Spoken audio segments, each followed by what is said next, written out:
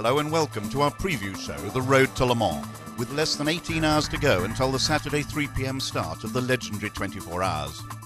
I'm Christopher Tate, and here in Le Mans City Centre we can see the winner's circle, with the plaques set in brass let into the pavement with the handprints of previous victors.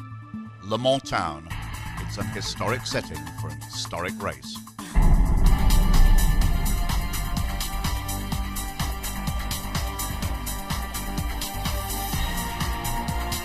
It was special in the past and it's probably even more special today. The talent of the drivers in the car today, it's high, and it means it's flat out from the start till the end. It's very difficult. Le Mans is so special, so fantastic that every year has a memory. It's only happening once a year. This is the race that everyone wants to win. I think 5 times a lap you go over 300 kilometers, and that's unbelievable. This has been a dream of mine since I was young, to come to Le Mans. So it's really an amazing feeling to be here. They love the ambience of the place, never mind the fact that this is one of the... Well, you would never find this race being started today. It's got that tradition that takes it through. There's no greater race in the world than this, and to be a part of it, it's a tremendous experience up to this point, and looking forward to the race, but I can't thank them enough. Le Mans is the pinnacle of sports car racing, and I think for every driver it's a privilege to come along and race. And so to Wednesday free practice, in place this year of a separate test weekend, with the track open for the cars and drivers to find out about the realities of their potential. The top class, LMP1, features this year a new challenger in the shape of the elegant blue and orange Works Aston Martin powered Lolas. 3 cars, strong driving teams, plenty of experience. But like the rest of the class, they're petrol driven, unlike the super diesels of Audi and Peugeot. Diesel are expected to dominate this race as they did in 2008. But there's plenty of variety in LMP1, including the Ginettas, the Creation and the Oreca Ames, one of which has Bruno Senna driving. I think between the diesels, it's going to be a big battle. I think fortunately we're a bit out of this battle, but I mean we're going to do the best as we can and try to finish the race with both cars, and it's going to be a victory for us. In the 3 Works Peugeot cars, the team has added youth and speed to the driving squad to suit the car in both wet and dry conditions, which is where there were some slip-ups last year. It remains an astonishingly quick and silent race car. In the pits, F1 star Sébastien Bourdais awaits his turn in practice. While at the other end of the pit road, Allan McNish, winner in 98 and 08, sets off for another quick lap in the R15. This shot nicely shows up the huge differences in shape and aerodynamics over the older car. The new one has a V10, not the old V12.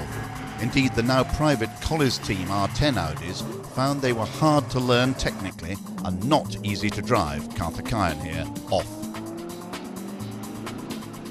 There is no race in 24 hours race in the world.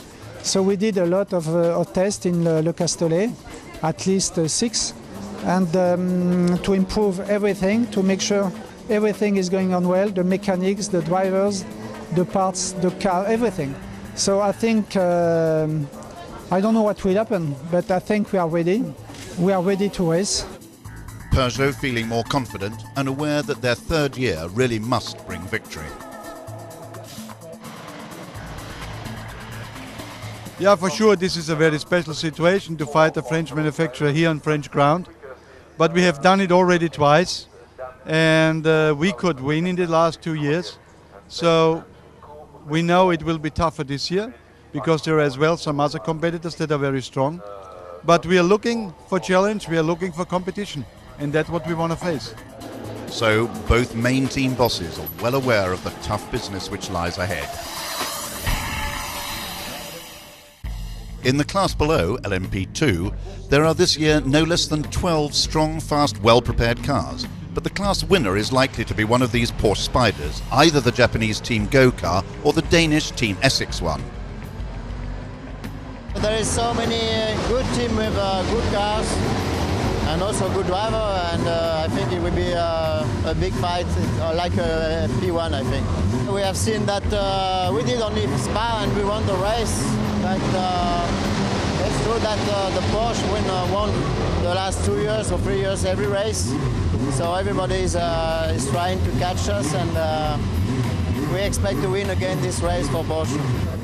Confident stuff, which practice time showed could be true, but not if the Lola, Ginetta, Zytek, Courage and Pescarolo teams have anything to say about it. The British RML team, are past winners in LMP2. But this Lola was less lucky. Driven by Jean Portales, he's given the team much rapid repair work to do, but he walked away okay and safely. LMP2 will once again be quite a battle. The big GT class at Le Mans this year, GT1, is now rather a shadow of its famous heyday with only 6 entries, 2 factory Corvettes, 1 private Aston, the Japanese Lamborghini and the 2 Luc Alfin private Corvettes. But the big thundering GT1 cars are always a spectator's favourite. Noisy, brutish, difficult to drive and physically very demanding. In order to enjoy some competition in GT1 this year, we hope that the white Alfin cars take a good battle to the factory Corvettes. It will be a tough race. We never know what can happen, even with the private Corvette or even with the Aston Martin.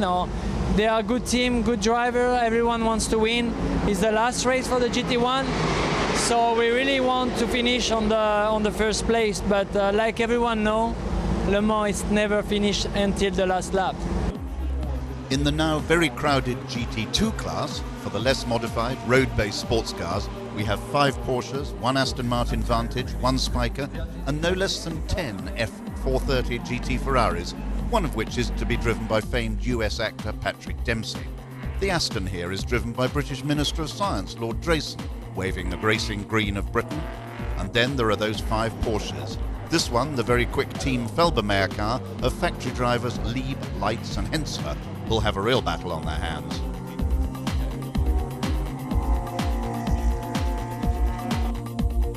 The Ferrari USA driving team from Risi Competizione includes ex-Ferrari F1 driver Finland's Mika Salo. Well, it is a long-distance race, but it's flat out for us from start to finish. Well, actually, we normally have a rule that you can't back off until you're leading by 2 laps. So then after that you can start taking it easy, but until that it's flat out. Hi, I'm Alan McNish from Audi, and I'd like to introduce you to our R15 TDI, the successor to the ultra-competitive and championship-winning and Le Mans 24-hour winning R10. Now, this car is very, very different, because not only has it now got a V10 engine, which we're not going to allow you to see, in the back of it instead of a V12, that means it's a lighter, more agile car as well to drive. You can see with the big nose here, and also the sculpting, aerodynamics are very, very different to what they were before. This is really cutting edge of aerodynamics. That also means there's less drag.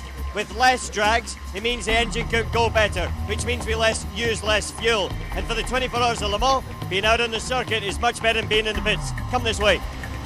As you can see, if you look inside, the actual cockpit itself, my office, is roughly the same size it was before. Steering wheel has absolutely everything, just at fingertip area. You know, we've got all the speed lane limiter, radio, can change the traction control, we can change the engine mixture switches, we can change the brake balance, the distribution of when I press the brake between the front and the rear. All that's electronic. There's none of this manual working like we used to have 10, 15 years ago. In behind here, we've got the powerhouse. This is where the V10 5.5 litre twin turbo is. And this is still producing, even though there's an air restrictor, which means there's less power than last year, we are still producing over 600 horsepower and 1,000 newton meters of torque. I can tell you, that gets up and goes along that Mulsanne straight. We're still touching well over 200 miles per hour. And then finally you get to the back, to the rear wing and the rear section. very, very sculpted, very neat and tidy. The whole car is lower, it's sleeker, it's more agile, it's more tight, it's more compact. This is a thoroughbred racing car, and this, the Audi R15 TDI, is a car we think will take us to another success at the 24 Hours of Le Mans. Hello, this is Sebastian Bourdais, and I invite you inboard my 908 number 8 for a lap around that magical racetrack here in Le Mans. And here we go, so the start of that lap, short straight for braking, which is quite difficult, cornering, and a very slow chicane here in second gear for the Dunlop chicane, pretty slippery exit.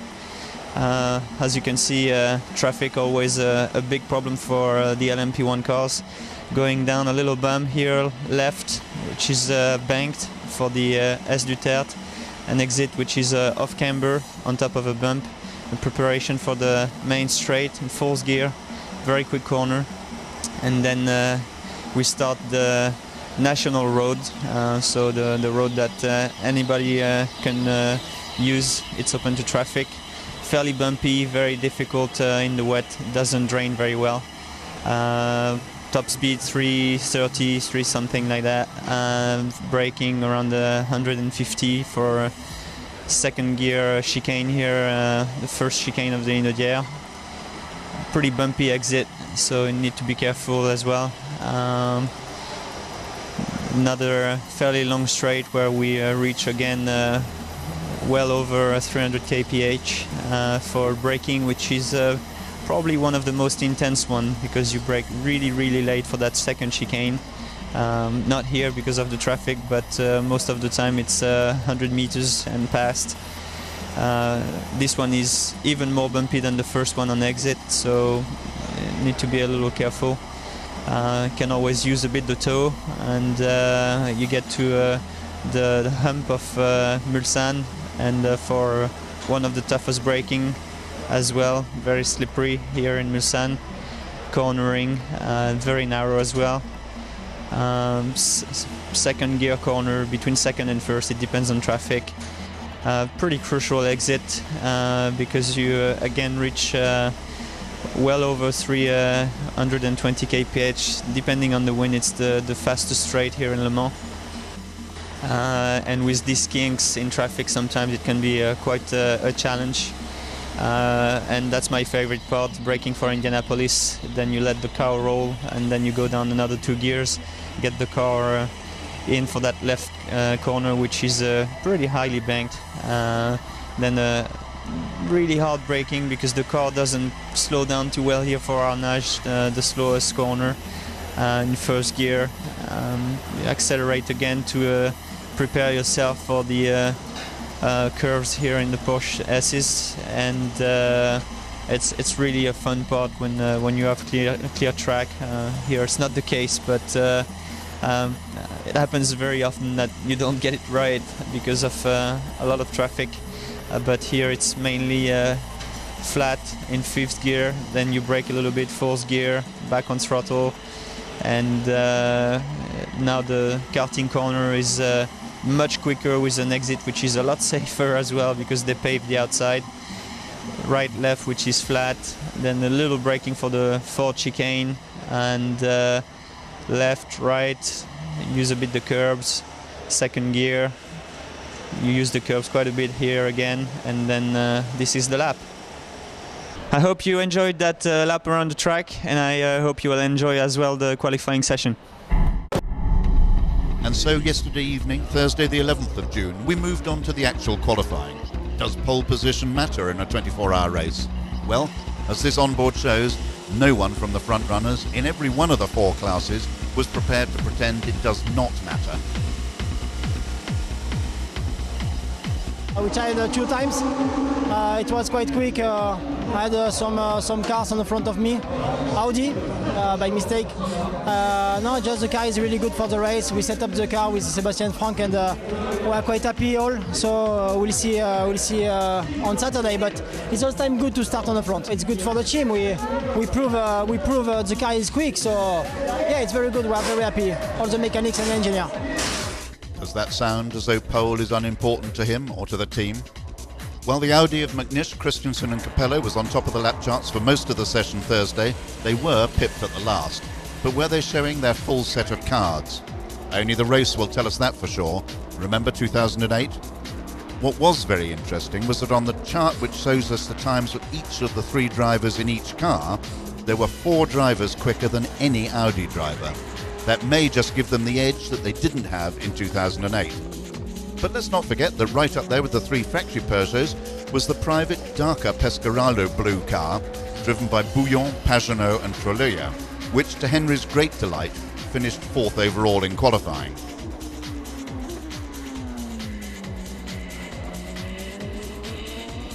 It was a pressured time for all the teams right through the session and on into the dark after 10 o'clock. Now there's a fine group. Audi leads Peugeot, leads Aston Martin onto the start and finish straight.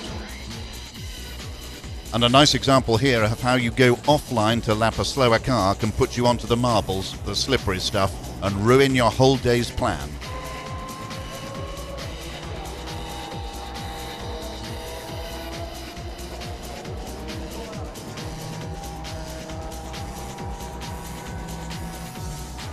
In LMP2, the Porsches, as feared, proved too strong for the opposition.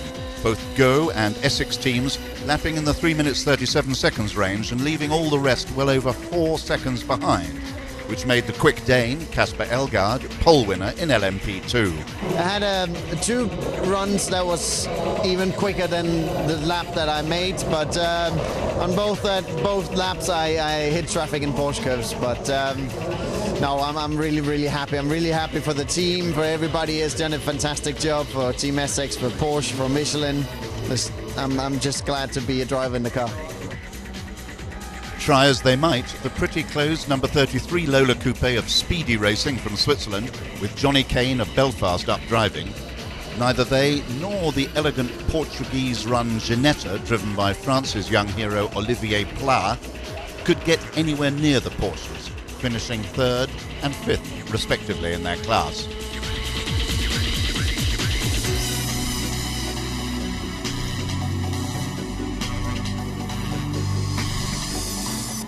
In GT1 there were no surprises. The factory Corvettes, this year one in traditional yellow and the other, Car 64, in black, led the rest. And it was Denmark's Jan Magnussen who gave his countrymen their second-class pole of the night. It's been a great car. I'm very fortunate to be part of that program, and to have the last pole position of the car is just great. For the 24 hours, it means very little, but for me and for the team, my crew, I'm sure it means a lot. He was followed by the 2 Ollies, Beretta and Gavin, sharing with Marcel Fassler this year, and the private, Austrian-entered Aston Martin DBR9 was 3rd, in front of the 2 Luc Alphand Corvettes and the lone Lamborghini, which had had many mechanical troubles throughout Wednesday and Thursday.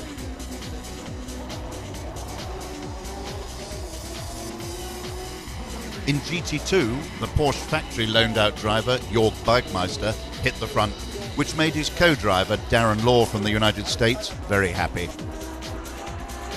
We're fairly satisfied with the car. It's quick. We're so far quickest. We have a little problem in the back, so we want to make sure everything's okay before the race. For me, it's not a surprise. Jörg, who did the pole lap, has been here before. He's been on pole before, and the Flying Lizard team's been very good. So it's nice to have. Who knows if you're going to get it, but we thought we had a chance, so it's good. Their car just pipped the other factory drivers, Mark Lieb in car 77, but only by 0.03 of a second around this 13.5 kilometre lap. Incredible. Behind them came Mika Salo's Ferrari 430 in 3rd place. And so the final grid took shape for the 77th running of the 24 Hours of Le Mans. As we saw, Peugeot on top in LMP1, but among the petrol cars, good performances from Lola Aston and a startling one from Danny Watts in the Ginetta. Porsche dominance in LMP2, his entire class times followed on very neatly after the LMP1 grid. Then the Works Corvettes dominating GT1 for the last running of those monsters, and Porsche on top also in GT2, but a very close race to follow between them, Ferrari and Aston Martin. What a great roll call of great brand names. The run-up to the great 24 Hours of Le Mans is always a real test of every element of motorsport. Engineering, immaculate planning, skillful car preparation, deep knowledge of all the tricks of Le Mans. And only after all that is right, great driving. Any element that's missing, as you'll see tomorrow and on Sunday, and you just don't win. The 77th running, it's going to be a terrific battle. Audi versus Peugeot, Porsche versus Lola, Corvette versus Aston, Porsche versus Ferrari and GT2, and every team against the elements, with rain forecast, and heat, and of course the roads of the South. Don't miss it. Join us for as much of the live broadcast as you can. Le Mans, this weekend.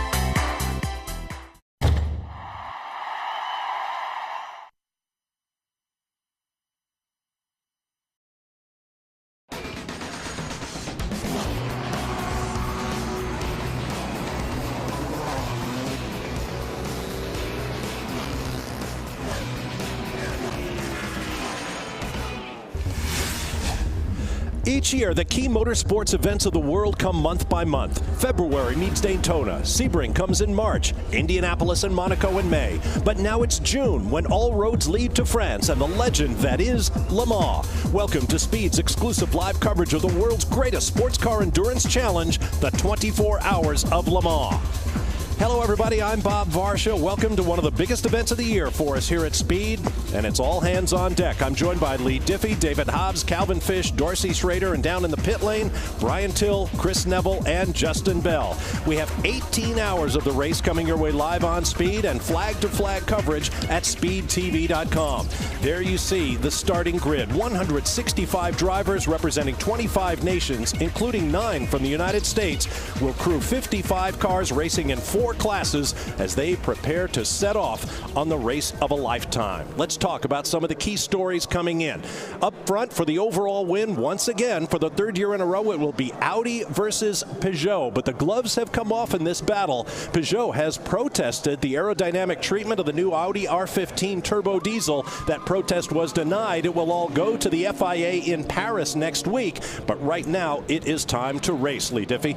Well, Bob, the promoters of Le Mans, the ACO, were mindful of everybody's budgets, and they abandoned the traditional pre-event test. Usually occurs several weeks in the lead up to the big event. That meant that the race week was combined and condensed to just 2 days, and for the first time we saw a massive block, a 6-hour block of practice on Wednesday evening between 6 p.m. and midnight. That then pushed qualifying back to Thursday evening and really intensified the pressure not only on the teams but particularly the rookies, and there are 38 in the field this year. Dors? Well, in the gasoline versus diesel war, I'm afraid it goes pretty heavily in the court of the diesel. There are no less than 9 of the entries from Audi and Peugeot. In fact, the very first of the gasoline-powered cars is an Aston Martin in 8th place, but it's some 5 seconds a lap off the pace, Calvin. Well, Dorsey, there are many new rules in this year's race, and one of the biggest will impact the pit stop procedures. Now, the ACO have tried to really force the team's hands in using less tyres, save budget. And what they've done is mandated that only 2 mechanics and 1 wheel gun can be used to change those tyres. Well, Well, as you can imagine, all of the teams got very innovative in how that procedure will be done. I think the real key is how it will be policed today. That tyre rule, to me, has a very high fiasco quotient attached to it. They've also made some other changes technically. They've added 66 pounds to these cars. They've got smaller air restrictors into the engine.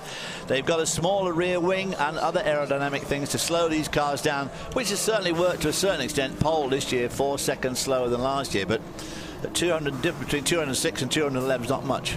You just saw some scenics of beautiful downtown Le Mans, a town that dates back to Roman times and since 1923 has been the home of this great motorsports event. There you see the cars out on the circuit. One of the last true road courses in all of motorsports. Public roads the rest of the year, but turned over on this weekend once a year to the world's most high-tech racing sports cars. And leading them all has been Audi, going for their 9th overall victory. It has all been Audi since the turn of the millennium. Audi R8 racing cars are the most dominant performance we probably have ever seen at the Le Mans 24-hour race. And victory for the second straight year goes to Audi. The Audis will finish 1, 2, and 3 in the 70th running of the 24 Hours of Le Mans. Team Go has done it. Tom Christensen is a 6-time winner at Le Mans. Champion Audi become the first American team to win since 1967. Another checkered flag for Audi in the 74th 24 Hours of Le Mans. Audi Sport North America win the Michelin 24 Hours of Le Mans. Capello, Christensen, McNish victorious at Le Mans in 2008. Well, here are the numbers. They have done it using gasoline. They have done it using their phenomenal turbocharged diesels. 3 different designs of Audis. Since 2000, when they first won this race overall, it has been an Audi engine that has taken drivers to the top step of the podium. Although they are being challenged this year by Peugeot like no other year. And one constant during all that era of Audi dominance at Le Mans has been the Great Dane, Tom Christensen.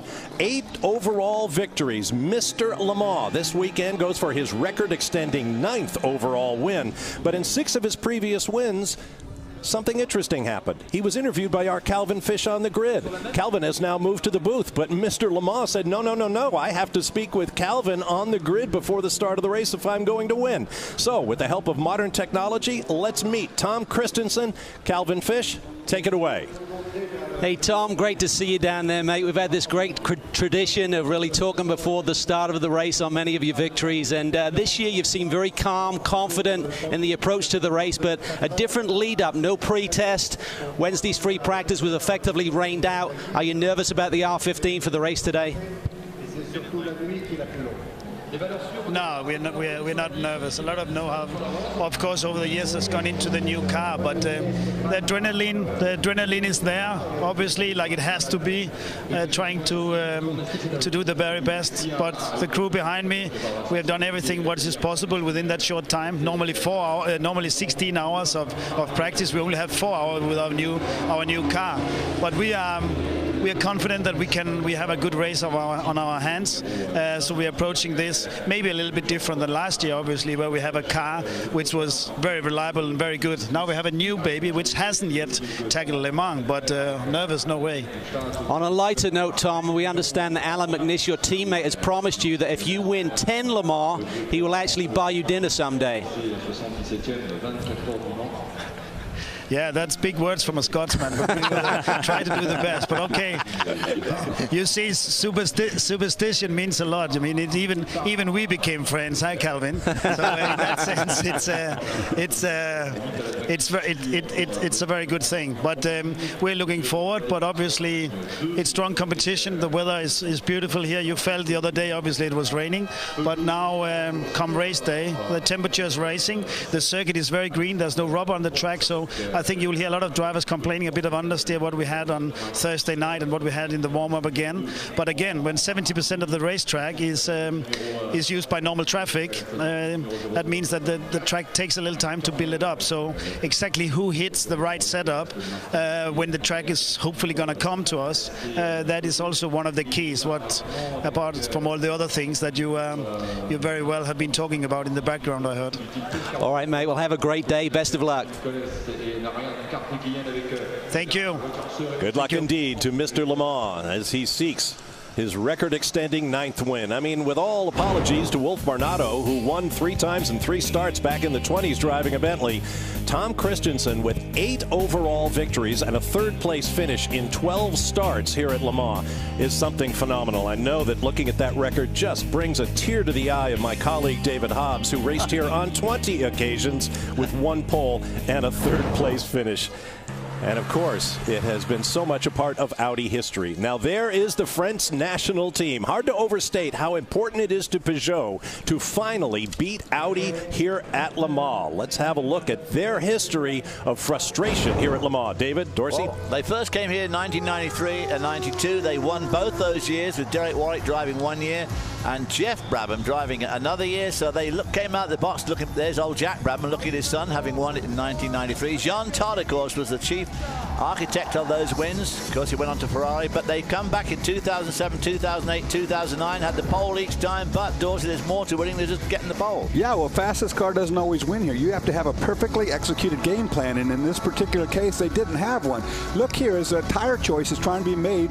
Rain is imminent. This is last year we're looking at. And of course they chose to go out with sticker slicks and it rained and they lost the race as a result. So like I say, the game plan that Audi has had has been just about unbeatable. Can Peugeot beat them this year? We're about to find that out about a day from now. There's Stefan Sarrazin, who has put Peugeot on pole for the 3rd straight year, but it's about more than just pure lap time. You need the whole package to win at Le Mans.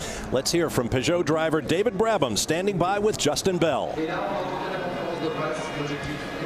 Well, I certainly have the best seat in the house at the Le Mans 24 Hours. Just look up there. There's an open track leading round onto this spectacular track. But also look up here. The fans, a record crowd attendance. Ticket sales are even bigger than they ever have been any year. And I managed to hook down David Brabham, who's always pleased to talk with us, because this is a huge opportunity for David after 2 wins on the 2 wins in the last 2 years.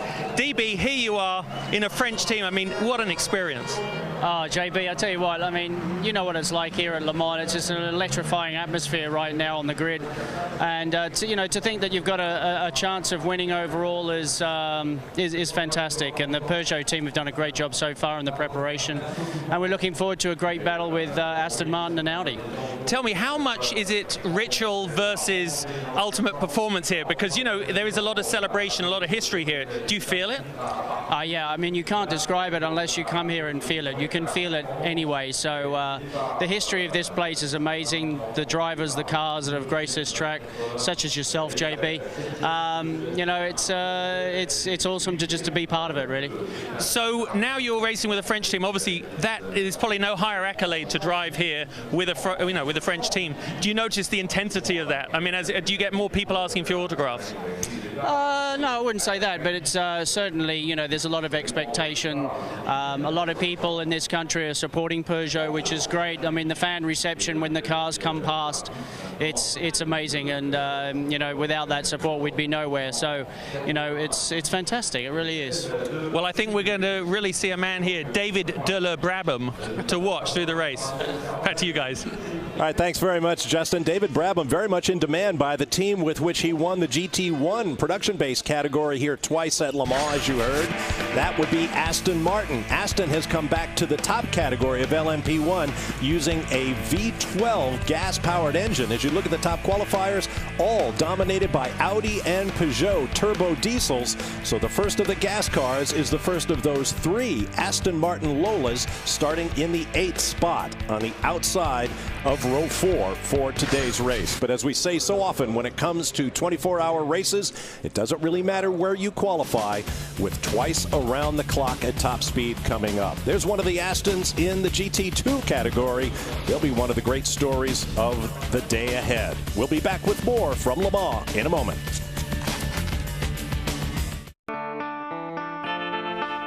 don't feel me now. Just one more step, just one more moment.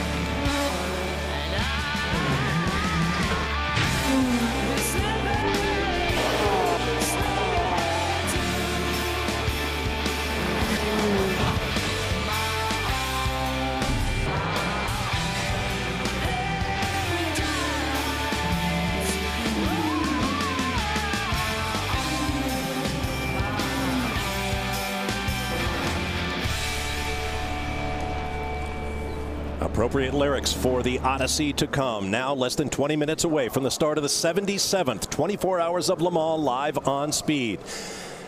There is a look at the pole-sitting car in GT1, the Corvette Racing C6R. Corvette has won this race in class 5 times, and this year they say goodbye as they step away from the GT1 category. This is the team that carries the American banner since 2000. You're looking at the cars at 2001, one of the years of the 5 you just mentioned, Bob, that they won this great event. But their record is quite amazing. I mean, not only do they have the 5 victories, they have 7 second-place finishes, 3 thirds, 1 fourth, and amazingly enough, they always run 2 cars. Only one time ever did 1 car fail to finish this great event, and that, of course, was back in 2007.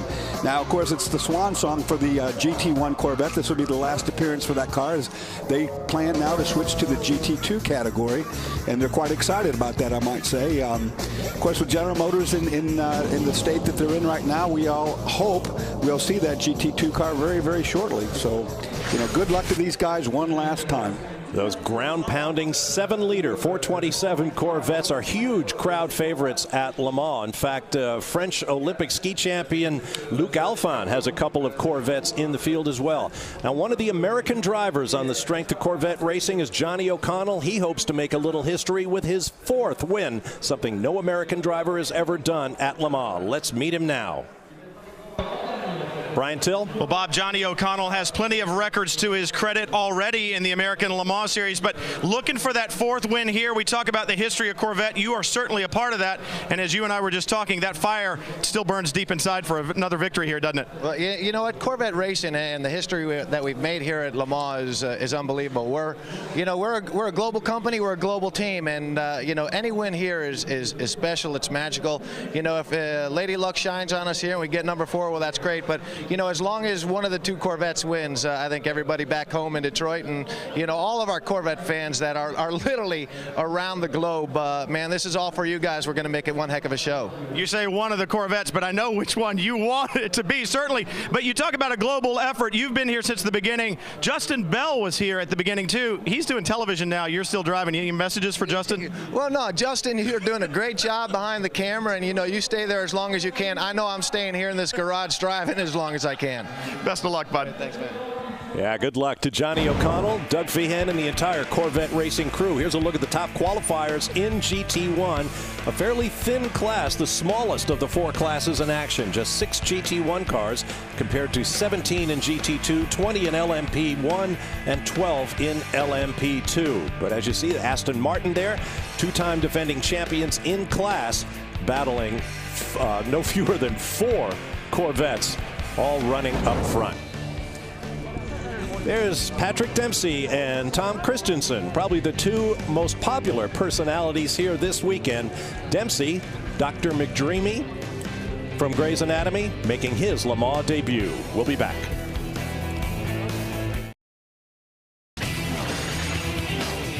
Speed's coverage of the 24 Hours of Le Mans is brought to you by Mazda. On any given weekend, there are more Mazdas road race than any other brand. And by Valvoline. Only Valvoline guarantees your engine for up to 300,000 miles. Register at Valvoline.com. Back live at Le Mans, you see them clearing the grid. There's Sebastian Bourdais' fans. He, of course, born in Le Mans. And this race means more to him than perhaps any champ car or Formula One title could. We are now less than 15 minutes from the start of the race. Let's talk about the other production-based GT category now. GT2 and Lee, an epic battle between two great marks. And we're being spoiled this year, Bob, aren't we? Because the two great fights are with two American Le Mans Series team out of Houston, Texas, the Risi Competizione team, and they return as defending class champions. Mika Salo returns to the car for the first time since Sebring. However, the pole was set by fellow ALMS team Flying Lizard Motorsports. Jörg Bergmeister was just electrifying, setting the pole, but look at the margin between the Flying Lizard Porsche and what is being regarded as the factory Porsche, the Felbermayr Proton team, just 0.03 of a second. An amazing time. And speaking of Flying Lizard, there's an American who is very excited to be there, right, Chris Neville? Lee, we've talked to a handful of drivers who have raced here for many years and also won here, but Darren Law, we never think of him as a rookie. But Darren, what do you think of this? Chris, it's incredible. I almost don't know how to explain it. You know, everything everybody said is true, plus a whole lot more. This is the biggest race event I have ever been to, seriously. Now, what do you think about Jörg putting that car on pole? Unbelievable. He did a great job. You know, Lizards, they always prepare a good car, and we're starting from the right spot. So I got to say hi to all the Brumos guys back home. We're trying it from pole again, so let's see. Good luck today. And Brian Till with another rookie driver.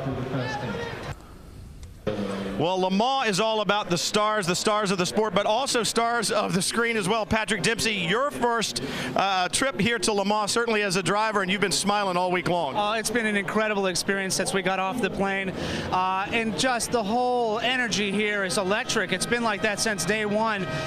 First practice, pouring down rain. We went out and we got that under our belt, and we just came back. We couldn't believe we were here. It's been a lifelong dream for Joe. He's starting the car today, and he's just so happy. I think he was a little bit in tears when he got out and he put his helmet on. I really feel for him, for a guy being in the business for 25 years, and this is his first Le Mans start. It's incredible. For me, I know, Kelvin, we talked 5 years ago at Fontana. When are you going to get in the car and go racing? And now here we are at Le Mans. It's an extraordinary experience, and just felt good this morning in practice. I'm starting to get the rhythm. I'm looking forward to the race, and just if we can stay out of trouble, we'll have a good time. And I got to say hello to my kids back home, Darby, Sullivan, and Tallulah, and my wife Jill. I miss you and I love you. Best of luck. Like I said, Le Mans is about the stars. Thank you. That's right, and the stars include the cars. A great Ferrari versus Porsche battle on tap in GT2. And now as the cars roll off, let's talk about the final category, the Le Mans Prototype or LMP2 category. And Calvin Fish, maybe more mechanical diversity here than in any other class. That's right. This class used to be all about last man standing, but now the car's not only fast, they also last. This is Team Navigo. They last ran here in 2004 and won overall. But last year's team, the team that finished runner-up, the Essex team, put the car on the pole, driven by factory Porsche driver Emmanuel Collard by less than 1/10 of a second. Here we see the grid. The two Porsche Spiders, 1-2 as we expected. Big gap to the next guys. And look at that. You see a couple of familiar names from the ALMS series. Chris Dyson in the 25 and Guy Smith, our 2003 winner, with Bentley in the number 40. The cars are on track, a massive crowd on hand, but we always expect a massive crowd here at Le Mans. Sometimes called a British race taking place on French soil. The man waving is Luca de Montezemolo, chairman of Fiat, of course, president of Ferrari. His presence here as the honorary starter has very important political implications. We'll take a break as you view downtown Le Mans, synonymous with great racing. We'll be back with more in the run-up to the 77th 24 Hours of Le Mans. Stay with us here on Speed.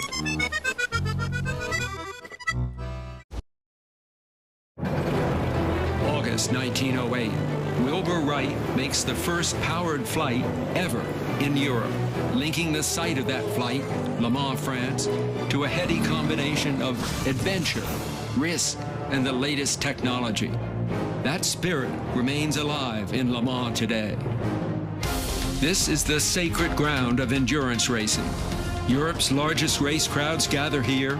People who attend no other event come annually to this automotive Woodstock. The first 24-hour race here in 1923 dared manufacturers to prove their cars could last that long. Soon it came to be about endurance and speed, and now the names of the great teams are woven into the legends of the race. Porsche has won 16 times, Ferrari 8, Audi 7. Can Audi win again?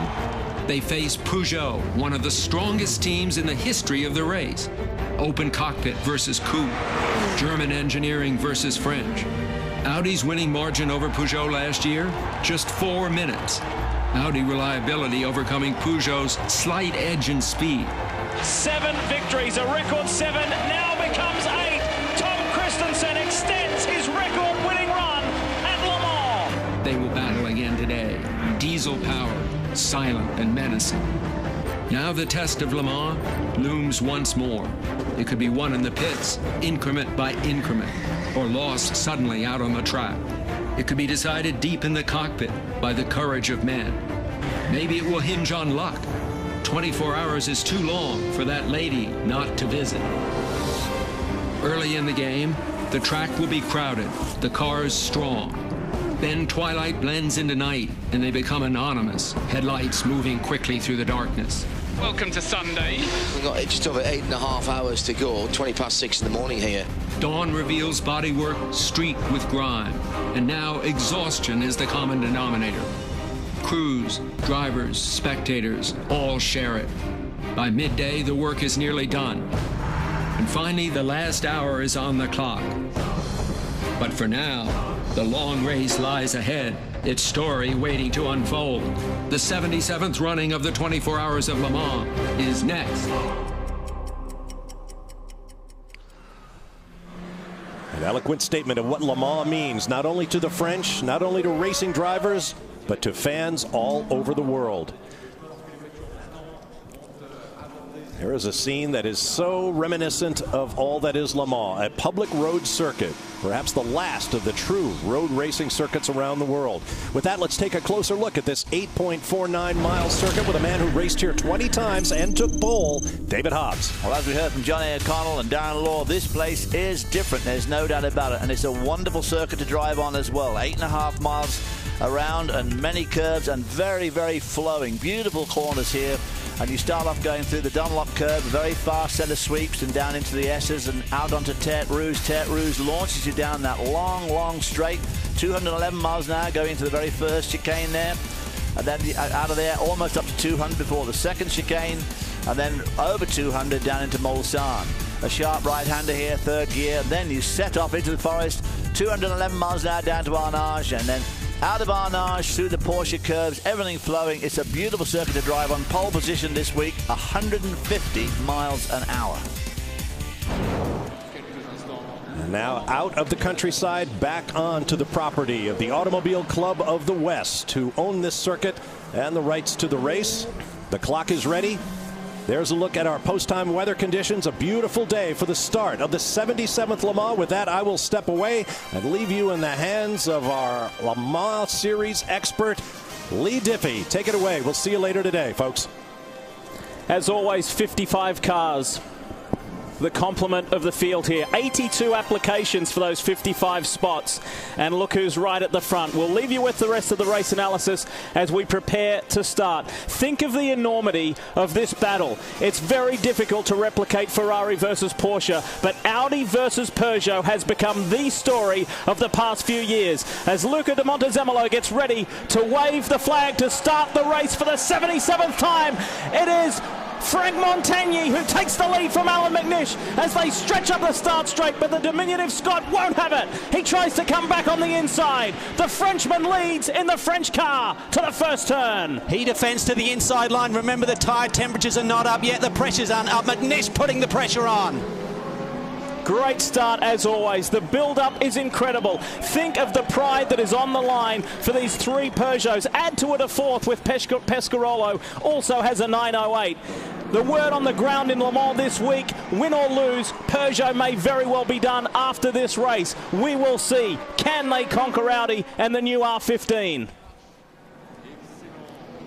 Stretching its legs for the first time, and you'll see that fourth 908 there with the green mirrors. There it is. Can the Peugeots attack Allan McNish? Here we see a car in the pits, one of the P2 machines early on, but McNish, the Peugeots in qualifying, had about 6 miles an hour faster straight line speed than the Audi that runs second. Surrounded by Peugeots, one Audi in the first 5. Is this representative of the race? Audi proved last year that you don't have to have the fastest car to win this race. Peugeot, on the other hand, admitted they blew it. and they've spent the past 12 months refining their pit stop procedure to get it right. On board with Mike Rockenfeller. Remember, his debut for Audi ended in tears here a couple of years ago when he crashed the car going into Tertre Rouge. Peugeot takes over second spot from Alec McNish. Pedro Lamy, Alex Wurz, the other two factory drivers. Jean-Christophe Bouillon is in the Pescarolo Peugeot 908. He's like part of the furniture at Pescarolo, and Henri has given him the honour of starting and wants him to take this team to the front. Simon Pagenaud is also in that car, a driver who we know so well from the American Le Mans Series. And what a season he has had, Lee. 2 wins in the American Le Mans Series. He also won on debut for Peugeot at Spa in the last LMS round. We ride with Alexandre Premar in the third Audi. In this car, he is sharing it with Romain Dumas and Timo Bernard, who we know so well from both the American Le Mans Series and Grand Am Rolex Sports Car Series. A big opportunity for those two guys to drive in the Audi R15. Look at the Peugeot growing impatient with Alan McNish. Oh boy, these guys, I mean, this is the first lap of a 24-hour race, guys, you know. Whoever crosses that line on the end of this first lap, it doesn't really matter, but still, these guys are really getting theirs. Alan McNish slipping back down through the field now. Another Peugeot hot on his heels as they come out of Tertre Rouge, Arnage. On board here with Alex Wurz, the youngest ever winner at Le Mans. On his debut, 22 years old. He's had a stellar Grand Prix career. Now he's back in sports cars. And remember, so many of these teams have very little track time here this month. There's been no pre-test. Wednesday was effectively rained out. The track got dry to the point about 10 seconds off the pole time. And then they had qualifying 2 2-hour sessions here on Thursday evening. So setup, still a big question mark. Tom Christensen said to you earlier, didn't he, in that he thought at the very beginning of the race, the track is green, there'd be a lot of understeer, and you could see some of those cars going wide as they were going through those Porsche curves there, pushing out at the front end. Tyre pressure should be up to pressure now. Most of these tyres will be warm enough now, so we should see a bit of settling down. So pleasing to see good weather on race day here at Le Mans. Montagny, Pedro Lamy, Alan McNish, then Wurz, Bouillon, Rockenfeller, Stefan Muka. And isn't it wonderful to see the Aston Martins up there? So many British campers and race fans make the annual pilgrimage to Circuit de la Sarthe, and they will be thrilled to see it there. Remember, the Astons have 2 consecutive wins in GT1. Can they fight the diesel cars in P1? Montagny enjoying some clear space up front. Boy, did he lay down a lap there. 3:29 on his first lap, 2 seconds clear of the rest of the field. Boy, that's a heck of an opening lap, isn't it? When you consider the pole was a 3:22. And you have to wonder what the strategy will be with Peugeot. Will they send a rabbit out there and see if Audis will try and chase him down? Will they sacrifice one of the cars here? This is Alex Wurz on the inside of Alan McNish. Not to be this time round at the first chicane, at the PlayStation chicane. Don't want to get your nose whipped off on lap 2. There has been much talk about the 9 stellar drivers within the Peugeot lineup. Is there too much of a single-seater mentality? Who's trying to go out and set the fastest lap time versus Audi's family, which really underscores teamwork. Wurz pulls out of the draft of the R15 and makes an easy pass. Yeah, easily clears him. Just as we saw at Sebring when the R15 was debuted, the 908, the Peugeot, seems to have a lot more straight line speed. As I said, in qualifying it was 6 miles an hour. Some of that is just sheer horsepower. Certainly they run the closed cockpit. How effective is that aerodynamically? And I think also a factor is the fact that the Peugeot has a 6-speed transmission versus the 5. Allows you to get up through those gears a little bit better. Because we noticed from the onboard pictures last year, the Peugeot is a much more fragile car, a much more jumpy, nervous vehicle. It is a single-seater in disguise, and I think it makes it more difficult to drive, which is why they've got so many Formula One drivers in the team. They're used to driving cars like that. The Audi is a real long-distance car, much more comfortable to drive. And we saw that the race was really given to Audi by the strategy of Peugeot, but I think more significantly the rain. You talk about that 908 being twitchy, David. In the wet, they really struggled with their traction control and the overall balance of the car. The old R10 was really an understeering car, and it really came to the Audi drivers' hands here. But this year, this R15, David, it's a twitchy car. It's more balanced, which will certainly affect the car in the wet if we see some rain tomorrow. And, of course, the other thing the Peugeot drivers have to battle in the rain is, of course, the fact that they've got a full windscreen there, which, you know, mists up with the best will in the world. It's very difficult to keep a windscreen clean in the rain. For British drivers to drive for ProDrive is one thing. For them to drive for Aston Martin is another. I'm sure that's the feeling shared by Anthony Davidson. He's with Brian. You guys talked about Aston Martin winning in the GT1 category. It's been 50 years since Aston Martin won the first time overall. And Anthony, a lot of history on this team. The colors on the car, very historical as well. But for you, kind of the opposite end of the spectrum, only one start here at Le Mans. To come here with such a mark behind you and that history that's there, how special is that? It's very special indeed for a Brit to be in such a prestigious car, such a prestigious brand as Aston Martin, and with a famous ProDrive team as well. It's fantastic. So it's a great pleasure to be here, and thanks to all the guys that made this happen. As much of a pleasure it is it a little bit frustrating, the petrol versus the diesel right now? It is, yeah. It's frustrating. You hear our cars just going by there, the best sounding ones at least. The diesels don't make a hell of a lot of sound. So, no, they've got the edge at the moment. And it's a bit disappointing. The rules are supposed to be a little bit closer this year than what they were in previous years, and they are, but it's not close enough. But you still have to race them for 24 hours. Oh yeah, and so far, you know, touch wood, the car has been reliable, and long may that continue. Best of luck. It's been a long gap for Anthony Davidson since he was here at Le Mans. 2003, his last visit, did very well in the ProDrive Ferrari, however ended his race with a very big crash. So he is thrilled to be back. He's no longer in F1, of course. He's doing Formula One broadcasts for BBC Radio 5 Live. Thrilled to be here at Le Mans. There you see the team manager there, Serge Saunier. Used to run Saunier Racing, walked away from that to really spearhead this Peugeot assault on Le Mans. Heads rolled after last year. Team principal Michel Barge was let go, and Olivier Canel, who has a similar background to Jean Todt, who had success with Peugeot in the early 90s, coming from a rally background with Citroën, has now been put in charge of this French squad to try and eliminate the mistakes, try and execute the race plan. Dramas here for the 39. We saw this happen a little earlier as well. It's the Cruise Schiller Motorsport. It's one of 4 Mazda-powered P2 cars, and it's been a troublesome start to its 2009 Le Mans campaign. For Alan McNish, a painful wait last year to grab his second Le Mans 24-hour victory.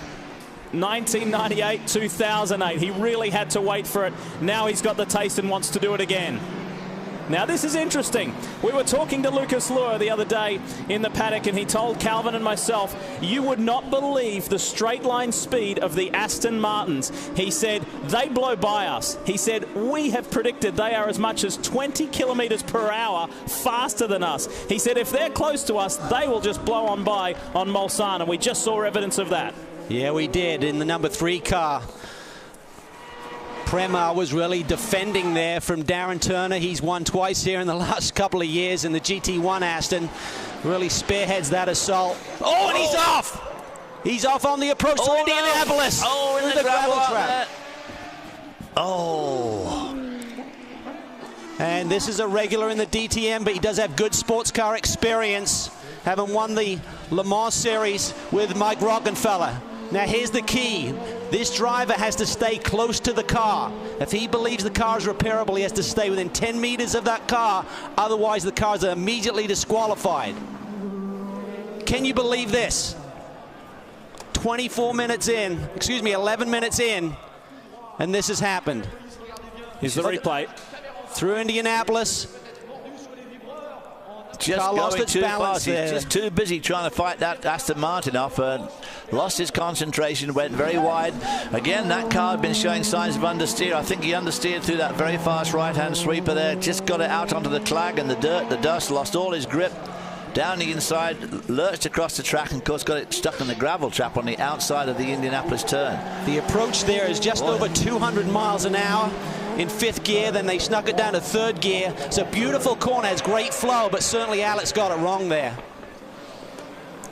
Has he loosened his belts to try and get himself out, or is he trying to have a look at that front left of the car to radio back and communicate with the team to let them know? Here is another replay. There's problems there with one of the Ferraris. Is that the Risi Ferrari? It's hard to tell from this angle, and in the background, Alex Prema and Dr. Ulrich. What has gone on? He is asking. The earliest we've seen an Audi, whether it be a customer or a works Audi, exit this race was in the 3rd hour, not within the first half an hour. Boy, oh boy. Alexander Prema, of course, viewers who watch our GP2 series will know who he is. Oh, look at this. Romain Dumas, Timo Bernhard in the back of the garage. These are 2 Porsche factory drivers who have been loaned over to Audi for this attack at Le Mans. Romain on the right, Timo on the left. They just can't believe it. It's all about chemistry, supporting your teammates, but this early and very similar thing happened to the young car, as we called it, 2 years ago when Mike Rockenfeller in damp conditions got caught out on the approach to Tertre Rouge. Justin?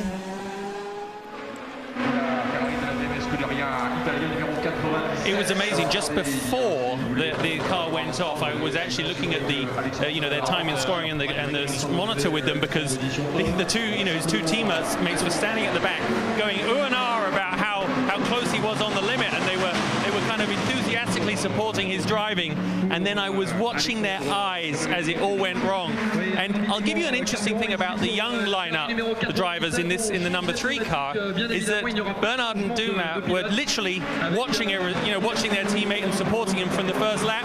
The other drivers, nothing wrong with that, are back getting prepared mentally and physically for their time in the car. So unfortunately, they had a front row seat to what is actually a real disaster for Audi. And Ulrich, and we've all seen it before, his hands went in the air, and it was best not to be anywhere near him at that moment. Well, one of the keys is when you get pulled backwards out of the gravel trap, sometimes the car can dig in and really affect the aerodynamics underneath the car. So that'll be a factor. I'm sure he will pit, have the car checked over. It'll take a very slow half lap to get the car back to pit lane. The good news is it's still rolling. It's a miracle. He just tagged that barrier. The gravel did its job. It slowed him right down as he went across there. But, of course, it does its own damage to the underneath of these cars, which is a very crucial aerodynamic part of these vehicles. So they'll be checking that out in the garage. When we looked at the design of these Peugeots when they first appeared, we said, how can you build a car that looks that fragile and compete for 24 hours? The Audi had the R10. It was built like a truck. But now Audi have had to build this R15, and it's similar in design. It is fragile. They talk about the fact if we have a problem with the brakes, we're basically done. There's so many bits and pieces hanging off these new designs to give them the speed that's necessary now to win one of these 24-hour races. Alexander Prema has made it to pit lane, but as you have seen, he has already lost a lap. That's Frank Montagny coming onto the front straight. It is Peugeot 1, 2, 3. First of the Audis is Alan McNish in 4th. Now we will get pictures from the world feed of the Audi team going to work. This is their department. This is where they are masters. Here's the replay. Watch him as he turns down. I don't know whether he hit that curb, David. He certainly got to the apex and then jinked over to the left like he was trying to control a bit of a slide. Then he was just a passenger. I think he did clip that curb, and of course one of the reasons he was watching his mirrors too much because that Aston Martin was right behind him. You see the broken bodywork there? Right on the left front fender. Brad Kettler is the man with the board there. For so long has run the Champion Racing organization over here in the States. He's in charge of this number 3 car, and he's been testing with these boys, and he said, we have a great car. Here you see the car going back into the garage to then get more mechanics to work on this. Only 4 mechanics are allowed to work on the car in pit lane. Once it's in the garage, you can have a swarm of mechanics there. And that's exactly right, Calvin.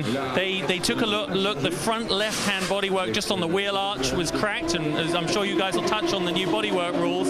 And it's the best thing possible is to get these cars in so they can work on it. The other thing, as we know about getting in the gravel, is that it goes everywhere. And at the speeds these guys are going, they simply cannot afford to have, a piece of rock stone stuck in the calipers or anywhere where there's too much ducting, because it just the airflow and temperature and everything, and they've had a slight overheating problems generally with this car. So as you can see, they're really pushing on every single piece of suspension components, and it looks like a hive of activity in somewhat chaotic format. But Audi as you touched on it, are simply masters at this. I also want to bring something up earlier, was that some of the teams are absolutely strategically using the pit box as their method to get more servicing done without the restraints of pit lane, even for standard services. So this is standard procedure for an unscheduled, almost tragic stop. I spoke to Brad Kettler on the phone a couple of weeks ago when he was over in Germany prepping this car, and I said, how about the serviceability, as I call it, of this race car? He said, well, since Sebring, we learned a lot there, and we've really tried to hone all of the procedures in terms of changing some of the components on the car. I thought I saw some right front suspension damage when the mechanics had the nose off, so I'm surprised that the nose is going back on this quickly. When we watched that replay several times, the big factor was what a wonderful job the gravel trap did at arresting that R15 Audi. Hence, not as much damage as what we may have assumed and presumed.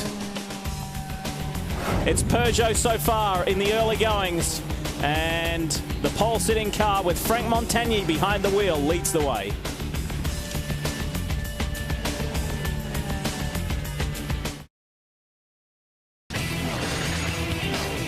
Speed's coverage of the 24 Hours of Le Mans is brought to you by Acura. Acura Advance.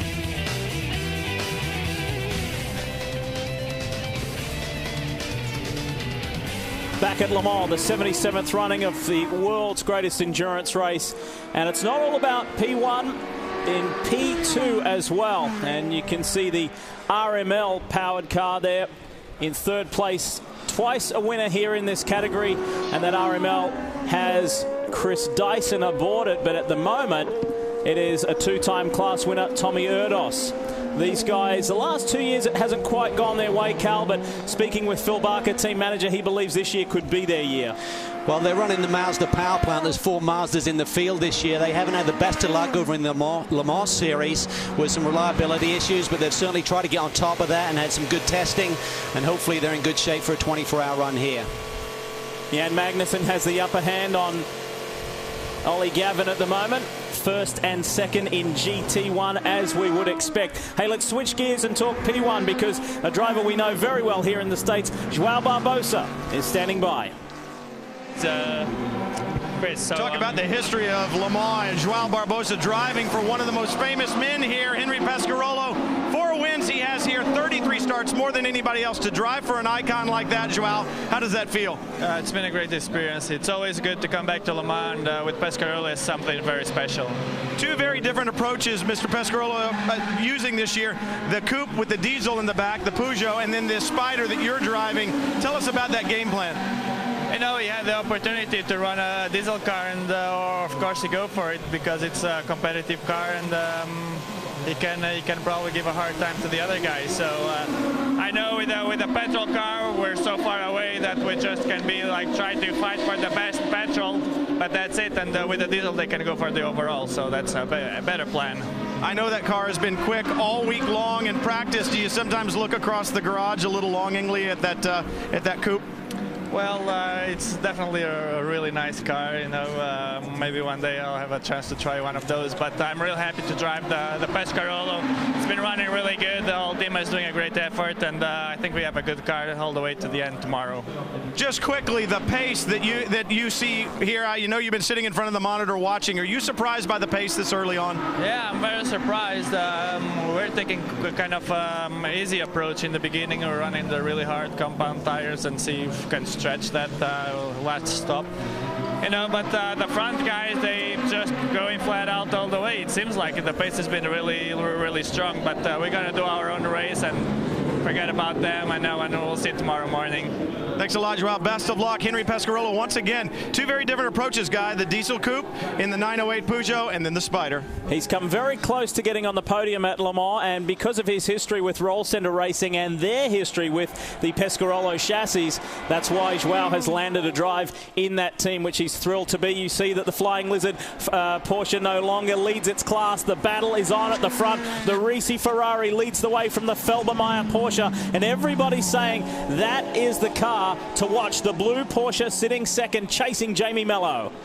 Well, this is going to be fascinating. Again, we talk about straight line speed. Certainly the teams believe that these Porsches that currently run second and third would be a little bit quicker down these long straightaways here at Le Mans than the Ferrari. And obviously a big question here this weekend with the new pit stop regulations is, will those Porsches be able to double stint on a regular basis the tires and save a little bit of time in pit lane? Certainly last year, the Ferrari had the edge there. Two drivers we know very well from the ALMS, Jamie Mello, then Mark Lee. But how about this car here? It's Patrick Long, twice a winner in GT2 at Le Mans, and he's chasing his third.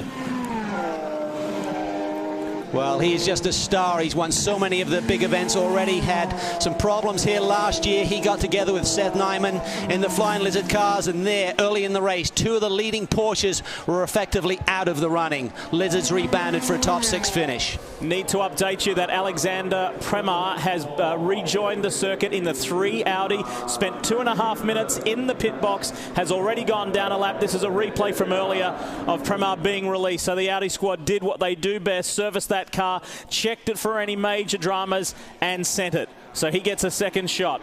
This is the first time he has not driven here with Lucas Luhr and Mike Rockenfeller.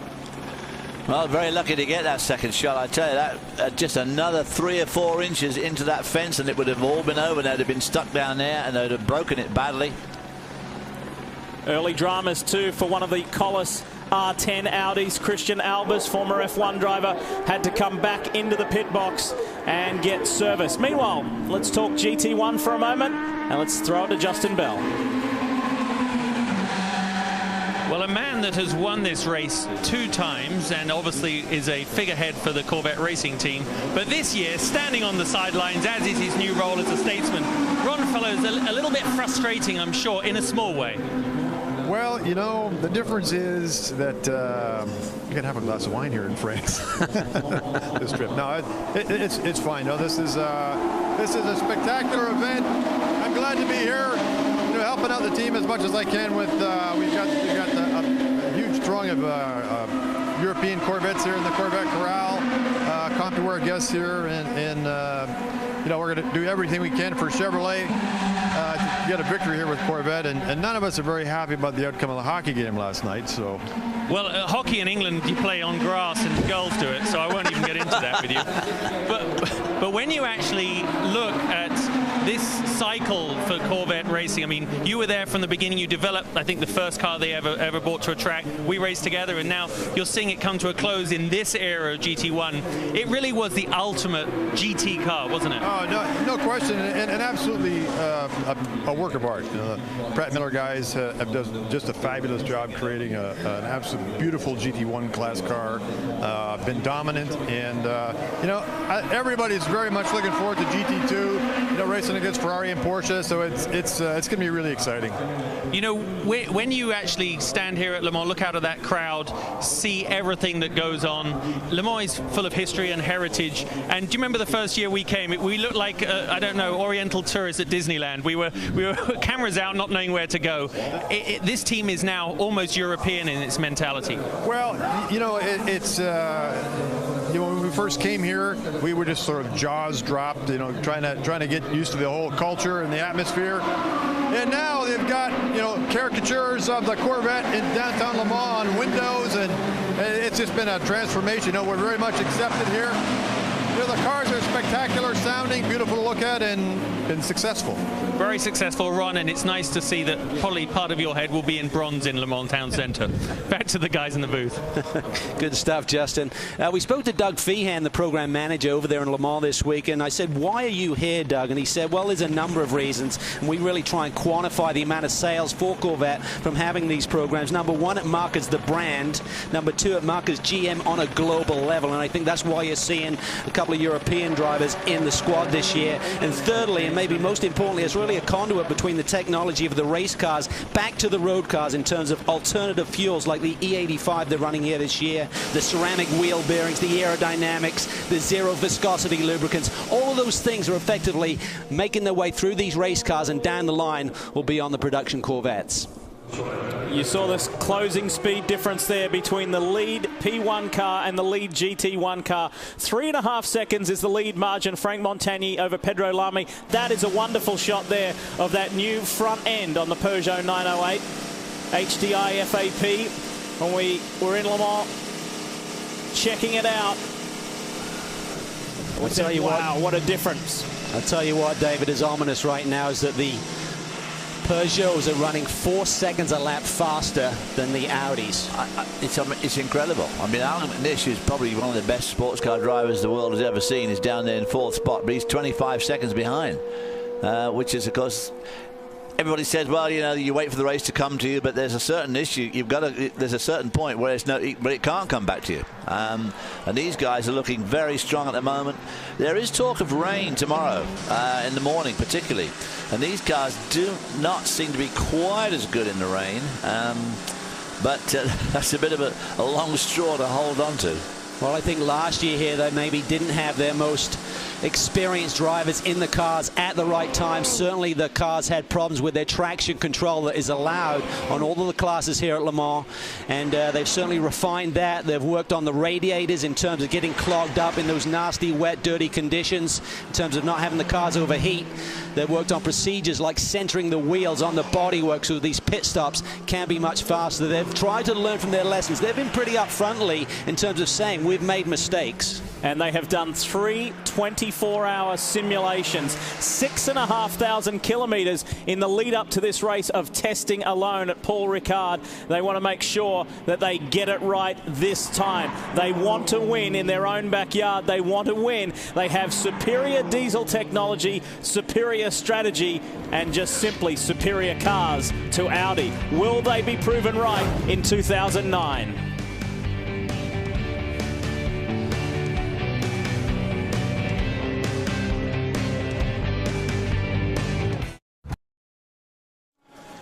Well, the headline of this year's 24 Hours of Le Mans is Audi versus Peugeot. Let's not forget about GT2 because this is fabulous already in the opening stages of the race. ALMS teammates Patrick Long and Jörg Bergmeister going at it for 3rd place at the moment. Jamie Mello still leads, the defending class winner here of GT2. In fact, Risi Competizione have won the last 3 significant endurance races. The 24 Hours of Le Mans last year, Petit Le Mans, and Sebring, of course, early this year. And the first stop for the Peugeots, it's the 9 car of Alex Wurz.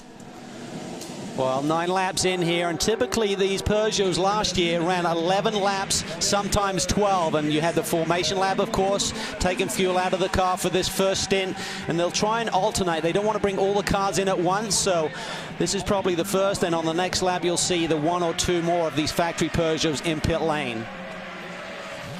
81 litres, just over 21 gallons for the turbo diesels, 90 litres, just over 23 gallons for the petrol-powered cars in P1.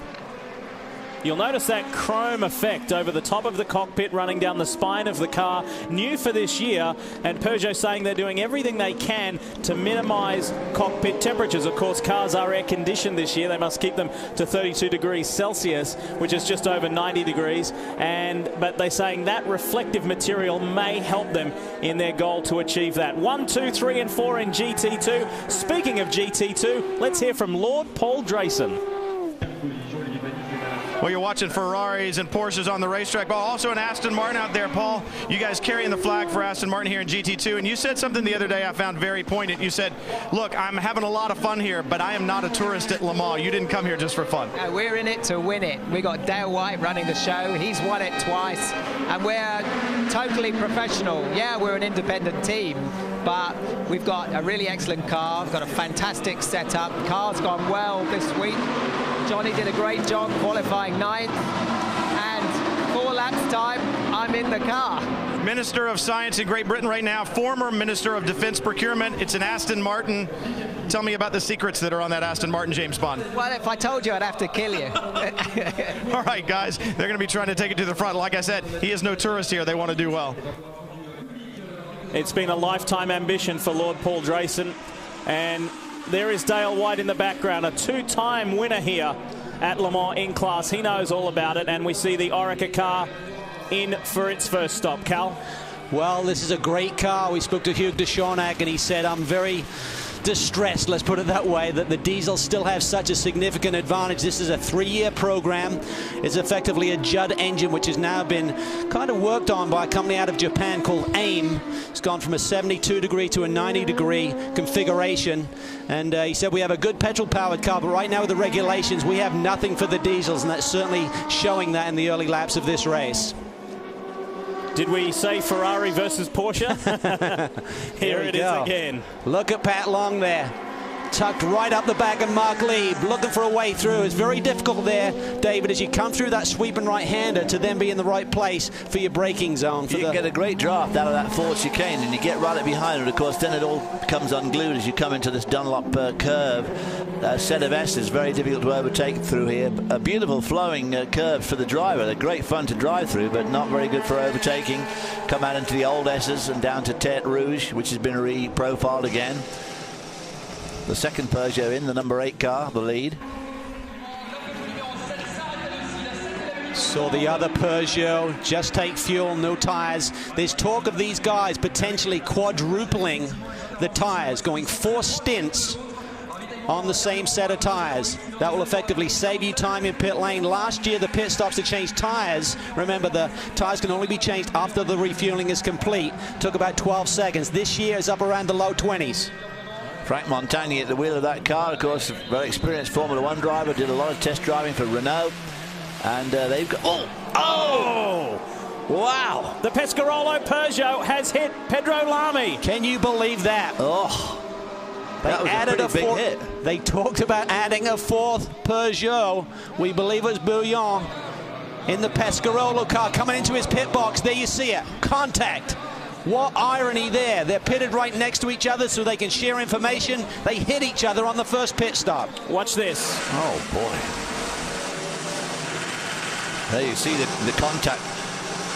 That, of course, is, you know, you have to say it. You know, this is the sort of thing that the team manager and the people in the pit lane are supposed to Look at this. Oh, he's had it. No. Oh, my. No, this is really serious. This is 8 miles he's got to go now. The chance of that tyre staying together for the next 8 miles is slim to none. We talked about execution. You have to give the drivers. This Peugeot is so tough to see. We spoke to Simon Pagenaud and David Brabham about driving this new 908 for the first time. You can't see out of the side. David Brabham got penalised at Spa on his debut in the car a couple of months ago for taking an LMP2 car right off the racetrack. You just can't see.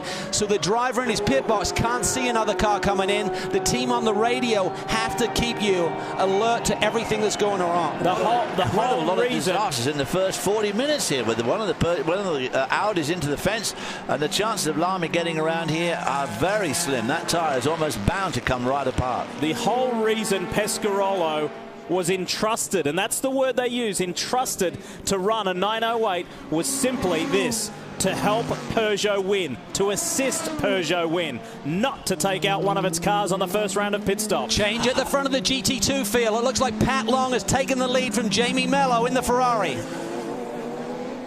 Pat Long was the man on the move. For the Porsche teams to beat that Felbermeyer Porsche, that's a huge feather in their cap. Now Porsche is ahead of the lead Ferrari. Boy, if they're going to drive like that for the next 24 hours, these guys are going to be pretty worn out by the end of the 24 hours if they're going to keep this pace up. This is what these GT2 guys thrive on, right, Chris?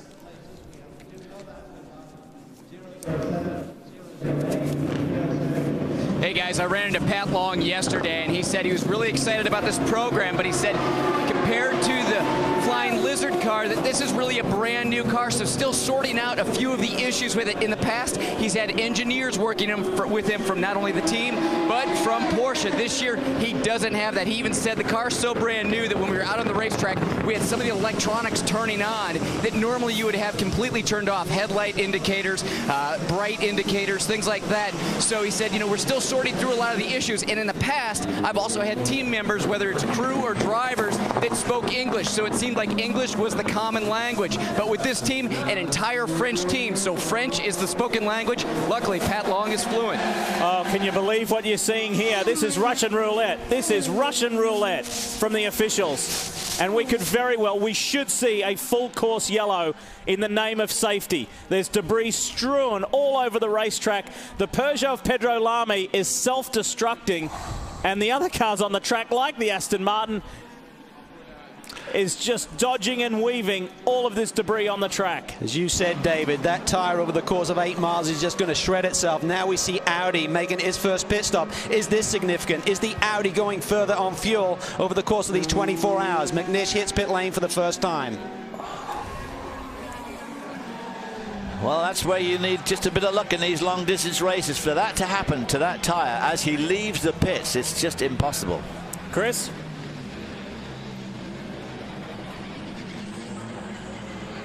Audi bringing out tires. Now, this is something we saw at Sebring. The team not able to double stint with the R15. They worked really hard Thursday night to try and do doubles, triples, even quadruple stints. But one thing, speaking with Johnny O'Connell earlier, he said even with the running on Friday in the dry, the track is still not rubbered up. So he said it might take a while before you see some of the teams who haven't been able to double stint this year taking some time to get that track rubbered in before they start doubling. We're seeing also this tire change process for the first time during the race from Audi. We can see that one gun out there being swung around the car, coming back over to the right side, doing a rear tire takeoff, then tightening up the front, then tightening up the rear. So all these teams doing a little bit different. Alan McNish all fueled up, fresh tires. He's out of here, guys. Well, during Thursday night session, the #1 car did in fact run 4 stints on a set of tires. But they believed at the beginning of this race, we talked about the understeer that Tom Christensen was expecting. Speaking to Lucas Luhr the other day, he said at the beginning of the race we'll probably run a single and then do a triple. What they like to do is to change tires and get in sequence with their driver change, and they expect the drivers to do 4 stints. Last year they were doing double stints on tires, so a double on the tires, quadruple on the drivers. This year is going to be imperative that they manage to get 4 stints out of a set of tires once we get into the rhythm of this race.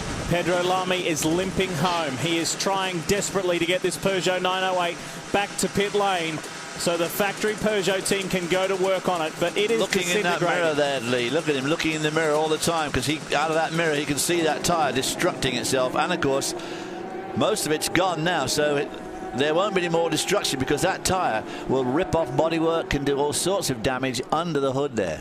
Well, it's not just the physical damage now, David, it's the vibration that it puts through the car. When will that come back to bite you? And 17, 18 hours in, possibly. Yeah, the differential, is taking a terrible pounding at the moment with a full-size tyre on the right side and just a wheel on here. So the differential is taking a tremendous pounding. Look at that stuff dragging on the front there. Look like the wastegate on the turbo. Exactly. These cars are built like a Formula 1 car now. To get the speed that's necessary to win at Le Mans, you have to have the latest in technology, the aerodynamic aids, and now the Astons are hitting trouble. Oh, wow. The 009 car. Harold Primet. Probably the least of the 3 favored Astons here. Oh, boy, we're only 45 minutes into this race. This is the combination of Peter Cox, Stuart Hall, and the man behind the wheel. Now, multiple pace cars at Le Mans, as is the case every year, and we are under our first safety car period. 2 cars are dispatched, one from pit lane, one over at Mulsanne Corner. Well, there's a lot of clearing up to do on that main straight. That tyre is spread out over about a 3-mile stretch of the main straight there, and they want to get all those tyre carcass chunks off the track because they are big and they're heavy, especially when you hit them at 200 miles an hour, so they need to get that all off the track.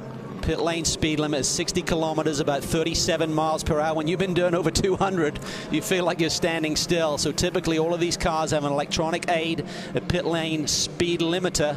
Frustrating that 30. I tell you, when you're doing 60 Ks after doing 330, it's awfully slow. You saw the 2 Porsche RS Spiders come to the lane, first and second in class, and he's Pedro speeding Lamy. up. He's getting frustrated. He's getting impatient. Well, I'll tell you what he's doing there. He's making the aerodynamics of the car, making it fly to a certain extent. And when you start two-wheeling effectively that car, David, just working on diagonal tires across the car, it can get hairy. These cars are so stiffly sprung that when you get a puncture like that on the left rear, effectively the right front is no longer touching the road. Several GT2 cars diving for pit lane. Crowd on their feet in disbelief of what they're seeing with one of the cars that they hope would win. And that debris is now spread everywhere around this racetrack. Certainly the first half will be more significant, but even here as he finishes the lap, there were still pieces flying. Oh, gosh, just The frustration, and as you say, the visibility out of these cars is pretty much nil to the side and behind, except for those mirrors. And of course, it's up to this pit crew to guide them in and out of the pits. There's nothing they can do. They just can't see.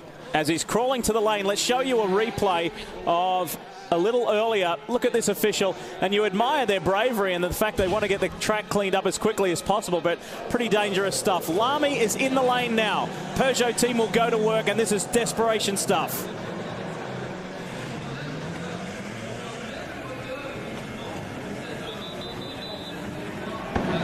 Guys looking at this car as it goes up on jacks, they'll definitely pull it in. The turbos, the wastegates are down on the side. There's damage there, I can see. Obviously, suspension components need to be an issue. The bodywork can be replaced and repaired, but significant damage, not only to the bodywork and suspension, but as I said, the wastegate and the turbos that sit there in the side pod. These were the road race sprinters, as they called them on this team. The 8 car considered the Formula car sprinters, and really the 9 car is the one that they said, those are the more seasoned, maybe level-headed drivers that perhaps would bring up the rear but bring home the victory. 3 bullets in the gun, 3 very different driver lineups here at Peugeot this year, and one of them into problems already, and it happened in pit lane. All right, well, while the Peugeot team go to work, we won't see much more than what we're seeing now as far as the repair on the back. Watch this. Watch how Lamy is released. Let's go. And you see the Pescarolo mechanic running there. He knows that Jean-Christophe Bouillon's coming in, and then smack. Wow. Miscommunication. Remember last year, the reason why Peugeot did not win this race was faults, mistakes in the pits. And it has happened again. Boy, oh boy, hadn't it ever happened. I mean, that was just the most gruesome, awful mistake for those guys to make. Imagine the conversation between Henri Pescarolo and Olivier Canal, who leads the Peugeot attack. They were supposed to assist. So, a chance for everyone to catch their breath, communicate with their pits. How is it going so far? Check tyre wear, talk about strategy, and then we'll regroup, regather, and go again. You're watching Le Mans on Speed.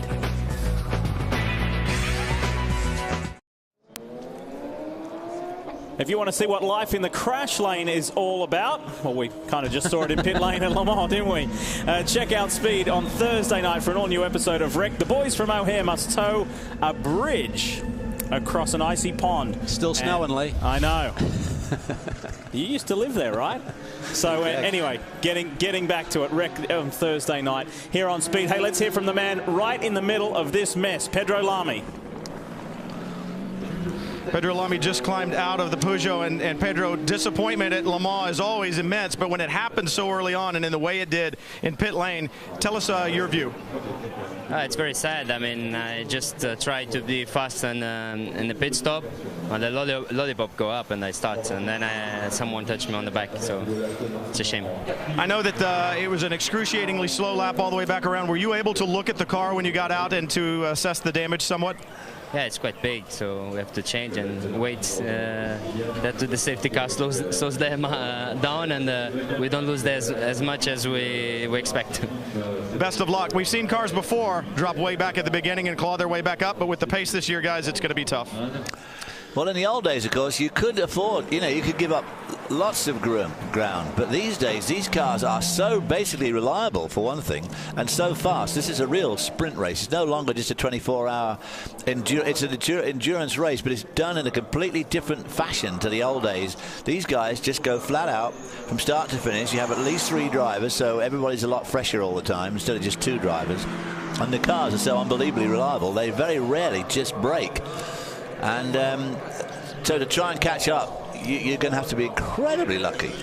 Well, as we talked before about the Aston Martins trying to get by all those diesels for Lamy and crew, they've got a lot of fast cars there to overtake to get to the front of this field. There you saw Olivier Canal and Henri Pescarolo talking about the issue in pit lane, and now we're seeing conversation in the Audi garage as well. That's Canal on the left. It's the boss of Peugeot Sport and 4-time winner Henri Pescarolo on the right. And no doubt there are some apologies and explanations going on. Hey, a quick reminder that you can reach us here in the booth by sending any of your questions to lemans24onspeed@gmail.com, and we will gladly answer any of the questions that you have. And it doesn't have to be just to us in the booth. We can also talk to the guys in the pits and help you solve any of the questions that you may have. Remember, we showed you earlier one of the Aston Martins heading into the pits. Tell us more, Chris. Well, the car's been up in the air for about 5 minutes right now. Peter Cox has gotten behind the wheel, but the team said it threw an alternator belt. Now, I don't know where all the pulleys are on this car, but they have all the body work off the thing.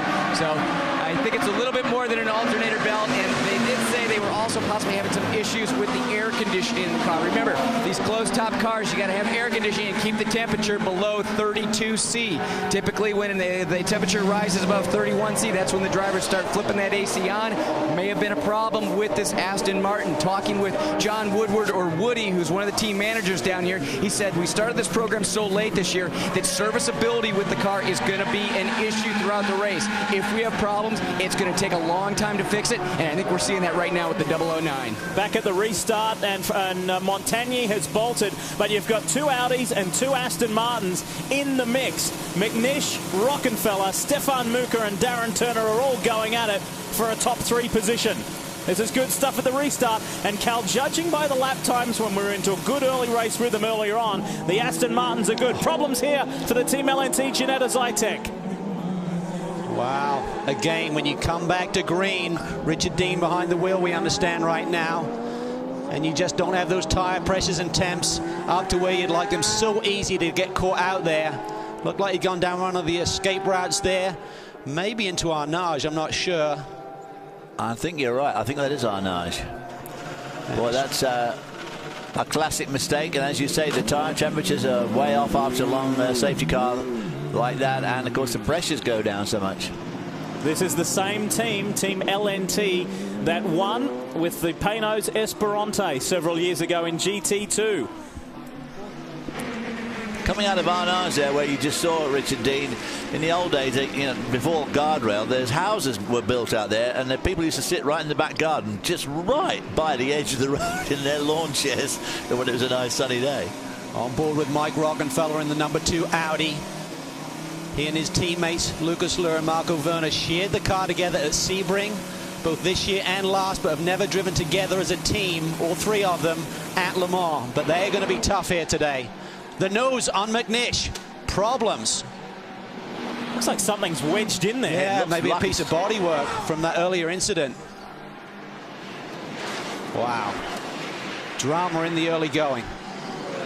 And the reason, if you've just joined us, why you don't see 3 Audis together, Alexander Premar had dramas earlier right there, coming down through the right-hander at Indianapolis just before Arnage went straight off, but the gravel trap did its job to arrest the speed of that car. Not too much damage. He did lose a couple of laps and then was sent back out there.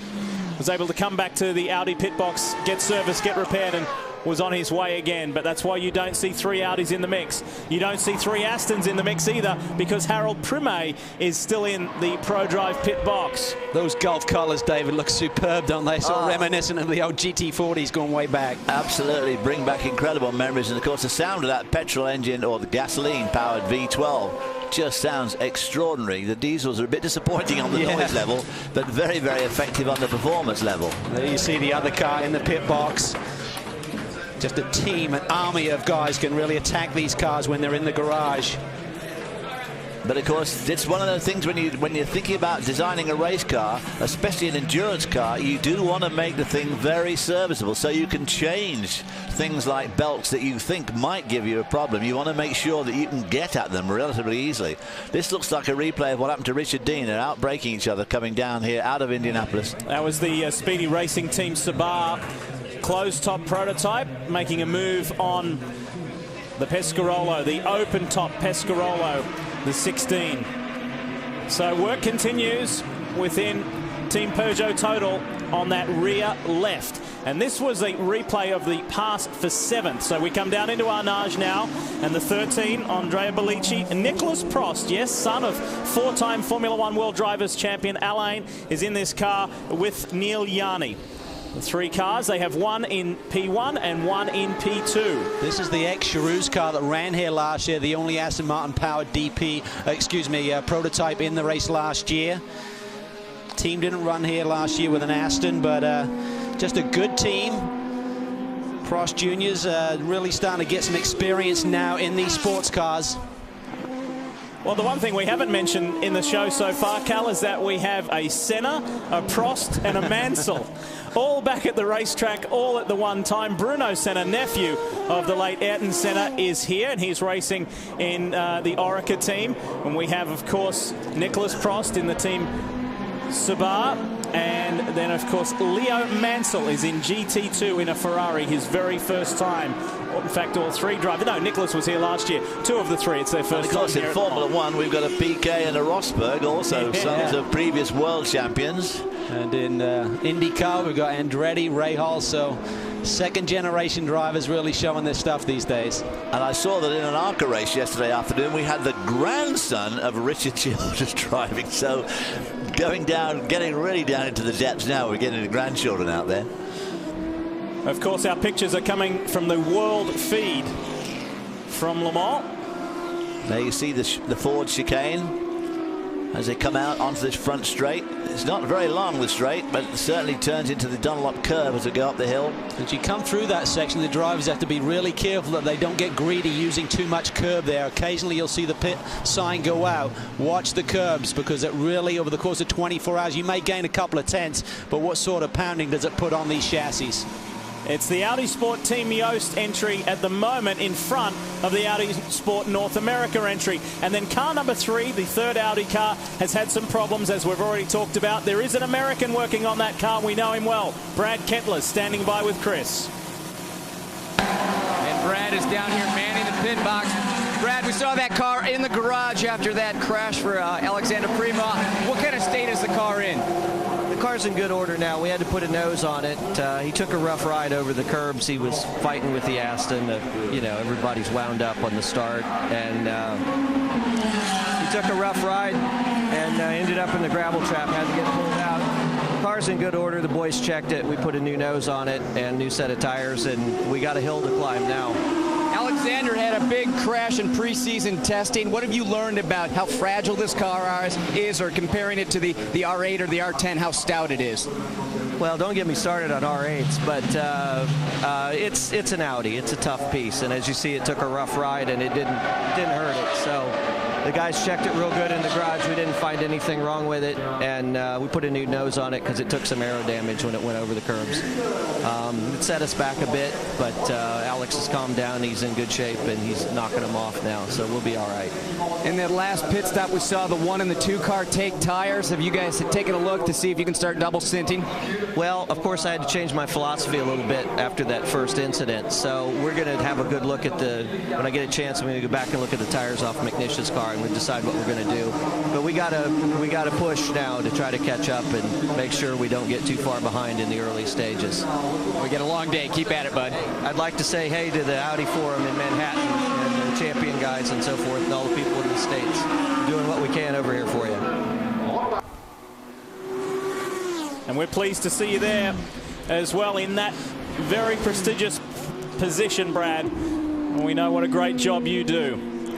He's a great man, and he's learned so much and is now really buried in the heart of Audi over at the factory, and has been great with us in terms of giving us good information, accurate information about the strategy of these races. Race leader is Frank Montagny for the Team Peugeot Total organization, and it has been that way from the beginning. Here is Alan McNish in the first of the R15s. There's some debris, there's something stuck to the front nose of that Audi, but it is definitely not hindering his run. Last time by, Alan did his personal best. He's down into the 329s, and Mike Rockenfeller is following suit. His personal best time at a 329.136. So these two R15s are very much in sync. And Janae has got around Turner for the 5th spot, so this is good stuff. Great battles throughout this field. And now he sets its sights on Stefan Moka in the lead Aston, the 007. We need to squeeze in a break. We don't like to leave the racing action, but we've got to squeeze one in. And as we go to a break, we'll leave you with the order at the moment in P1, the Premier class, and Montagny is the man at the top.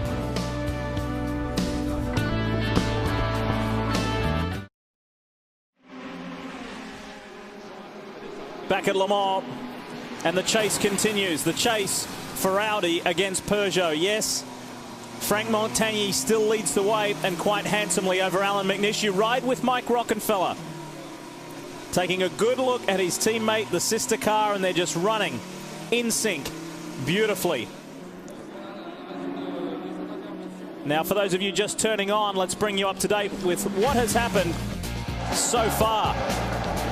And that number 8 pole-sitting Peugeot, Sarrazin set the time. Montagny started the race, and he has not looked back ever since. McNish was racy early on, trying to put the pressure on, but it was Montagny who skipped away. The Aston Martins, the Lolas were pretty quick early on, and that got Alexander Prema into a bit of a muddle, and he went off at a very scary point at the track. Fortunately, though, this number 3 Audi was not heavily damaged. Here's the replay through Indianapolis, just out off on the wrong side. And the contact, boom, was not too bad. It was a hairy ride. Dr. Wolfgang Ulrich, the director of Audi Sport, not pleased to see that. This was the talking point of the race so far. Contact between 2 Peugeot 908s, one from the works team, one from Jean-Christophe Bouillon, as he nailed Pedro Lamy. The crew member just got out of the way before the contact occurred, and that has left the number 7 Peugeot in the pit box for a prolonged period of time. It actually caused our one and only safety car period because of this.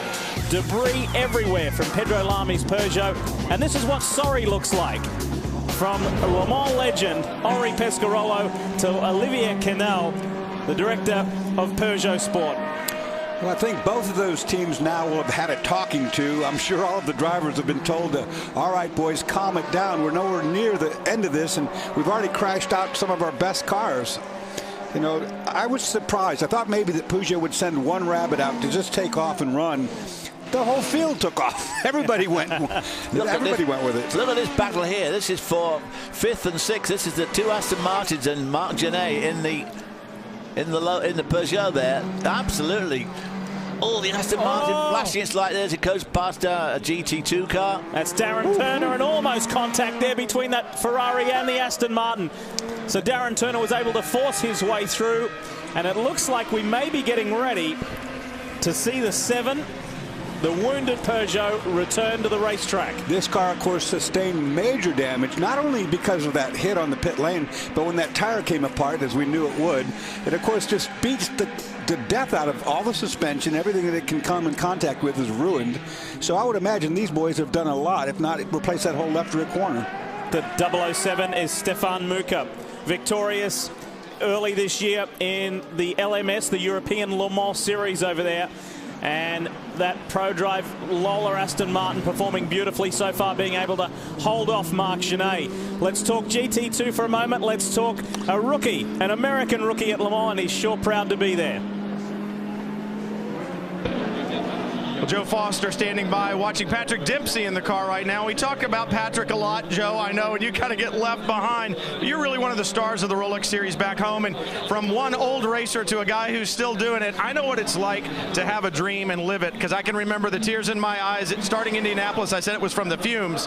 Tell me how many tears were in your eyes at the drop of the green here at Le Mans? Oh, wow, what an experience. Just the whole week of anticipation, pomp and circumstance the event has. It was just fantastic to kind of get it all going. I know Patrick and Don have had a lot of anticipation as well. Certainly my build-up has been 25 years worth, not just the week, and so it meant the world to me. We do have a fantastic Rolex program with Mazda, which is going really, really well, but still what an opportunity for myself and Patrick to benefit the Team Seattle program, the Seattle Children's Hospital in this way, and bring some of our partners as well along and to share the experience with us. It's just fantastic.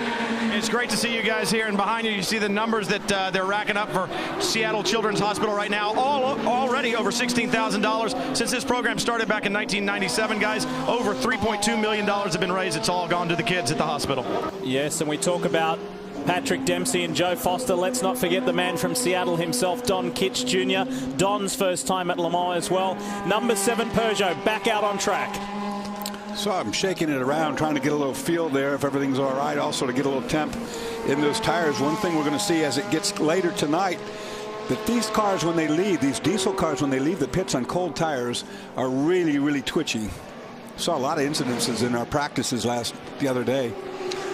That was a long stop for the number 7 car. They lost 21 laps there. That's going to be an almost it will be an insurmountable deficit unless the whole race comes completely apart. Well, what happens is when you have multiple cars like this, like Audi do, like Peugeot do, that car then becomes the test car. If we do get inclement weather, it'll be the one, it'll be the guinea pig on inters or wets. They will assist now the other 2 Works Peugeots. Absolutely. That's the pawn they have now that they can use any way they would like to. It's not going to win the race, but it can certainly affect the outcome. That's one thing. One of the drivers of this car, Lucas Luhr, was adamant about this year. He said, I've been here when we've crashed out early. I've been here when we've been used as the guinea pig, as the test car, because we were no longer on that lead lap. We were no longer close enough to the front. He said, I don't want to be that guinea pig car this year. I want to be there vying, fighting for the win. Like Mike Rockenfeller is right now, and of course the third driver in that car, a multi-time winner here at Le Mans, Marco Werner.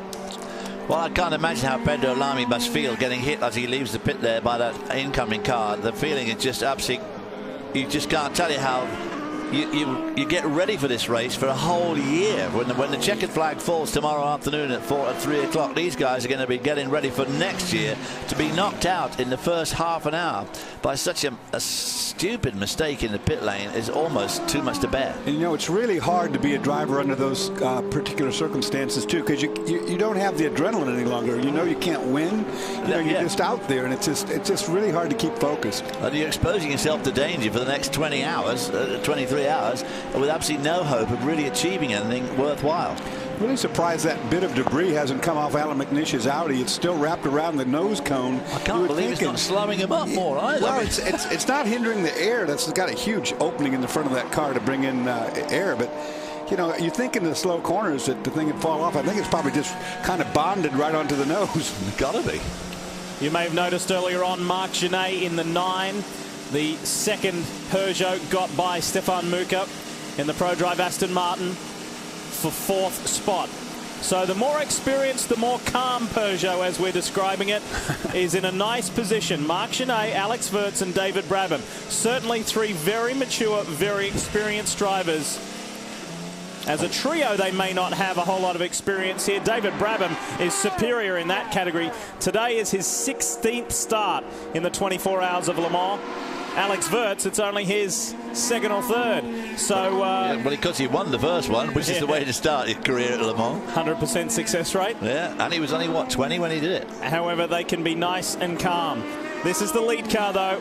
Frank Montagny building his experience at Le Sabre. Problems here for the Endurance Asia Porsche team. Right front down. Now, how far does he have to go to get he's back? on the chicane, He's got a fair old way to go. Oh, boy. Oh, no, he's running. No, I think it's pit in. Yeah, he's got lucky there. You know what? The Peugeot's lap, they pitted on lap 10, so we're at lap 20 right now. I would think that we'll be seeing those guys coming in.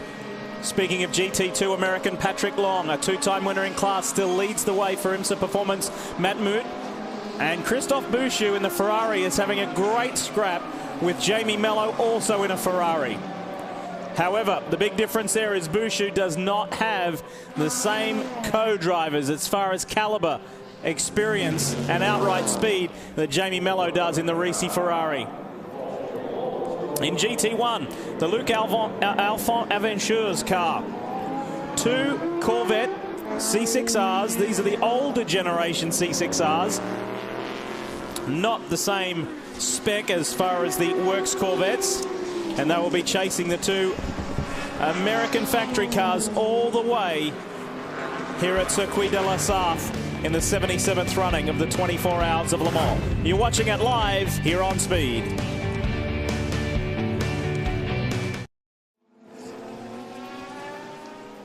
As we'd all hoped, it's Peugeot, Audi scrapping at the front. Yes, Peugeot still leads. They've had the outright speed right from the get-go. And Audi doing what Audi does best, just clicking off laps, staying consistent, doing what they do. But this is the 3rd car of Alexander Premar, who had a crash earlier on and has been flying back through the field as effectively as possible, trying to make up for lost ground. It was a hairy moment. Not too many people escaped lightly when they crashed out through Indianapolis at the bottom end of the circuit. But fortune was on the side of this car earlier today. quick reminder that Daytona International Speedway invites you to enter the 2009 Rolex Sports Car Series VIP Sweepstakes. Now, to win a VIP package to the Brumos 250 featuring 2 laps in a Daytona prototype and plenty of access, there's no purchase necessary. All you have to do is visit speedtv.com, and the keyword is promo for more information. You might even get to meet Dorsey Schrader while you're there. Yeah, that could happen. One of the American contingent at Le Mans this year is Tracy Crone. Yes, he's pleased to be back, and they are running in the top 10 in class. Yeah, Lee, and he looks like he's itching to get behind the wheel of that Ferrari. Tracy, I know typically we see you do a full season in the Rolex Series. You've kind of got a partial season this year, so was it kind of hard to knock the rust off those first couple days of practice here? No, actually it was really good. Been here before, and the first time I was here, it rained really hard. And so naturally it had to rain again when first practice session out. Car was very good in the rain, very comfortable. Car feels good in the rain and in the dry. Back in 07, you finished second in GT2. Last year, a little bit of a rough start, crash in the early going. What'd you learn from last year? Well, one of the things that I learned is close the door early on the P cars. One of them came around inside of me at Indianapolis. I just didn't catch it quite in time. Had a bunch of pickup on the tires, then lost at the exit of the Porsche curves on the left-hander off camber. Went into the wall. Well, good luck, Tracy. Thanks, man. I appreciate it. Very experienced driver lineup as far as Nick Johnson, Eric Vanderpool, Tracy, a podium getter, as Chris highlighted there. He's building his Le Mans resume. Vanderpool is a class winner here multiple times, early on, and he'll be very much looking forward to getting that green machine back in the right direction. Here's the Ray Malek Limited P2 car, the Mazda-powered Lola prototype. Looks good and looking for its 3rd class win.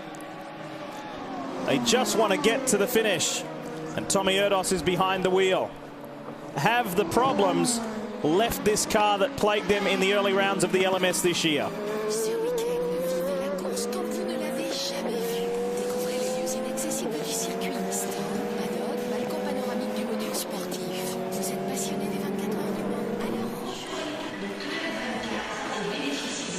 Is that you talking, Lee? No. I wish I was that good at French. You were doing pretty good there. Sounded pretty good.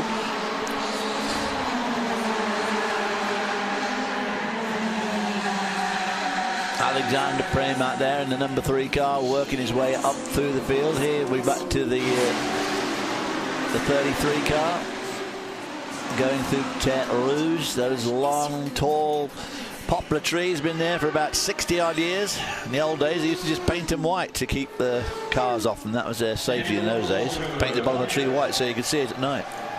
We saw plenty of the Speedy Racing Team Sabat P1 entry. This is its P2 entry with Xavier Pompidou, Johnny Kane, and Ben Leuenberger. You might remember Ben. He drove for Panos many years ago in the open-top prototype. And this is Johnny Kane behind the wheel. Ben not quite up to speed like Johnny Kane is and Pompidou, so we'll see if he can make progress as the weekend goes on. But this is a good team.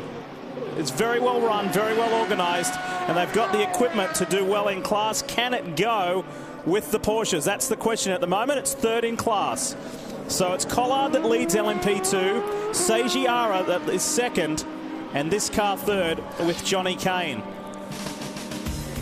P2 no longer the class where survival is enough. You've got to bring good equipment, good drivers, and be organized.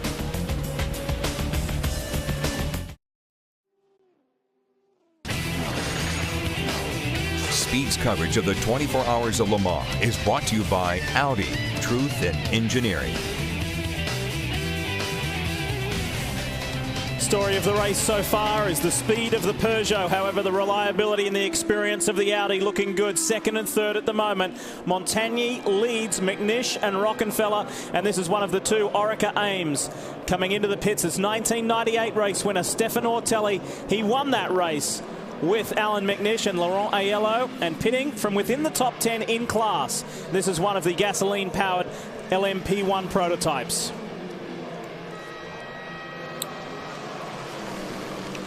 Ortelli, as described by Hugh de Schonack, team owner, team principal, he said, Stefan is a great team captain. How important is that, David, in sports car racing and in multiple car teams? Well, very important, because you've got to keep the esprit de corps high in the team. You've got to set a good example. You've got to set a good pace, and you expect the other guys to do the same thing, and you expect them to follow. So it's very important to have a good, strong team leader that everybody looks up to and everybody appreciates and everybody respects. You know, the two team cars are running together in tandem there, and they pitted the first one, so I'd expect that the other car will be probably coming this time, splitting their pit strategy by one lap. Makes sense. And of course, we heard that Hugh de Chaunac was a little bit disappointed. Wow. One of those indecisive moments that'll wreck you. Bit of a cluster there as they went through the second Dunlop S. Here's trouble. One of the GT1 cars pulling off. It's one of the Aston Martins, and now he's backing it up a little, rolling backwards maybe. It's the only Aston Martin in GT1, the Jet Alliance Aston Martin. Meanwhile, the 008 of Darren Turner is in. Both Astons are in. Now, you'd think they'd want to split their strategy. I was going to say, that doesn't seem like a very clever idea to me at all. No, both of them at the same time. It's a recipe for disaster. Cleaning that windscreen pretty assiduously there. See the white line to the left of the shot there. That is now so important. You'll see the crew guys jump out, jump behind. Here. Gosh. A lot of trouble getting out of the pits for the 007. Stalled it, and then I don't know. On the clutch, that. Well, you heard the revs really high, and you can blow a clutch. They're only like 5.5-inch clutch in these cars. The only time you ever use it is just there, getting out of the pits, but you can blow one out. Well, they lost some valuable time there. Yeah, I'd say. And that's like I say, why would you put both of them, pit them both at the same time? The Risi Competizione Ferrari been running for honours in class. It's been a great early run scrap between the Porsches and the Ferraris. And at the moment, it currently runs third. We're expecting our race leader in, and it is in. Brian. Montagny stays in the car, fuel only. Now remember, about 4 seconds longer to get fuel in this year because there is a restrictor in the fuel hose. One of the rules changes for 2009. Also, a mandatory minimum rear gurney.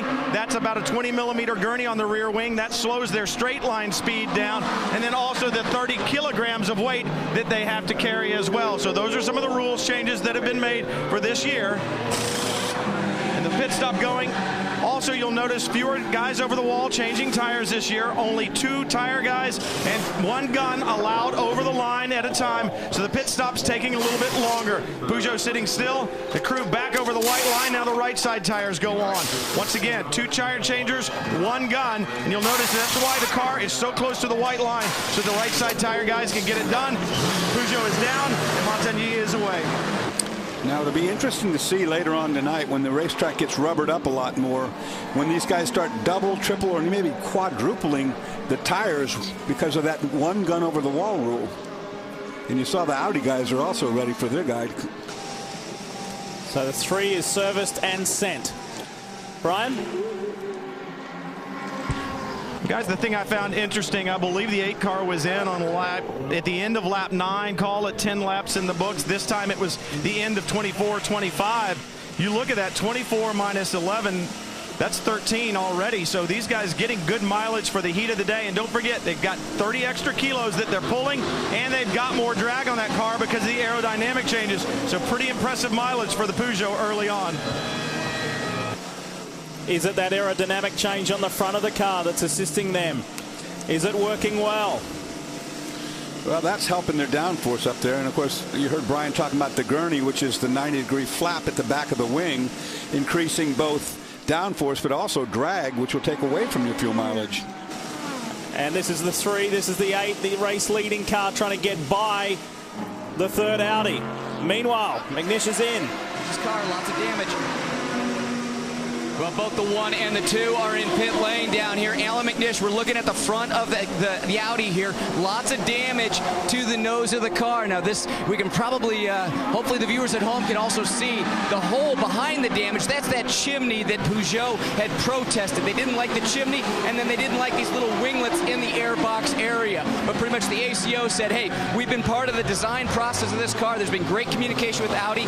This is the car that we expected to show up at scrutineering, so therefore the car is legal. Real quick change on the nose on the Audi. Didn't look like tires, so most of these teams right now double stinting tires. I checked in with Corvette. Typically we don't see that team double stinting, and they're running a harder compound tire, and we'll go down there because we're expecting them to come in the next couple laps or so. Well, you could see there that wasn't debris. It might have been caused by debris, but that was actually the nose itself that was coming apart on Alan McNish's car. So that was something that needed to be changed pretty immediately, I'd say. I'm surprised it lasted as long as it did with that big gaping hole in the front of it. Well, and the other thing too is how his speed. I mean, he was lapping in 3:29. He was lapping very, very fast, but that nose deranged like that. And of course, these cars rely so much on the aerodynamic downforce they get from all those little winglets and stuff in the nose there.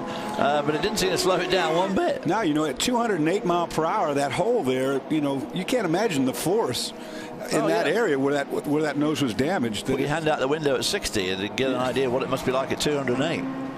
The IMSA Performance Matmut car running well with American Porsche factory driver Patrick Long. Look at the flaggers just going crazy with the passing flags as all these prototypes are working through traffic there too, down the straight there. I mean, just all jammed in. They got different speeds here, 60, 70 mile an hour difference in top speed. Those poor boys' arms are going to be worn out before this one's over. All that blue flag waving. All right, first time we've seen a vet pit stop. Chris, take it away. Yeah, Ollie Gavin going to hand over to Olivier Beretta. Now, this is the first time these guys are performing this new tire change pit stop, the new rules over here at Le Mans with only one gun. These guys are typically the best in the world at pit stops. What they did for the preseason is had Luc Elfand Corvette send them video from all the Le Mans races over here so they can really see what everyone was doing and try and figure out exactly what the best process is. So these guys, they're going with the right side of the car, front wheel, then to back wheel, and then they've got their air gun on a spinner above the car, so they're going to be able to cross over using a different gun, but still starting at the front, working their way to the back. And guys, just to point out, the 63 car is leading GT1, so Jan Magnussen able to squeeze one more lap out on the racetrack than the 64 car. That's really the race here today in GT1, and the 63 car squeezing out an extra lap.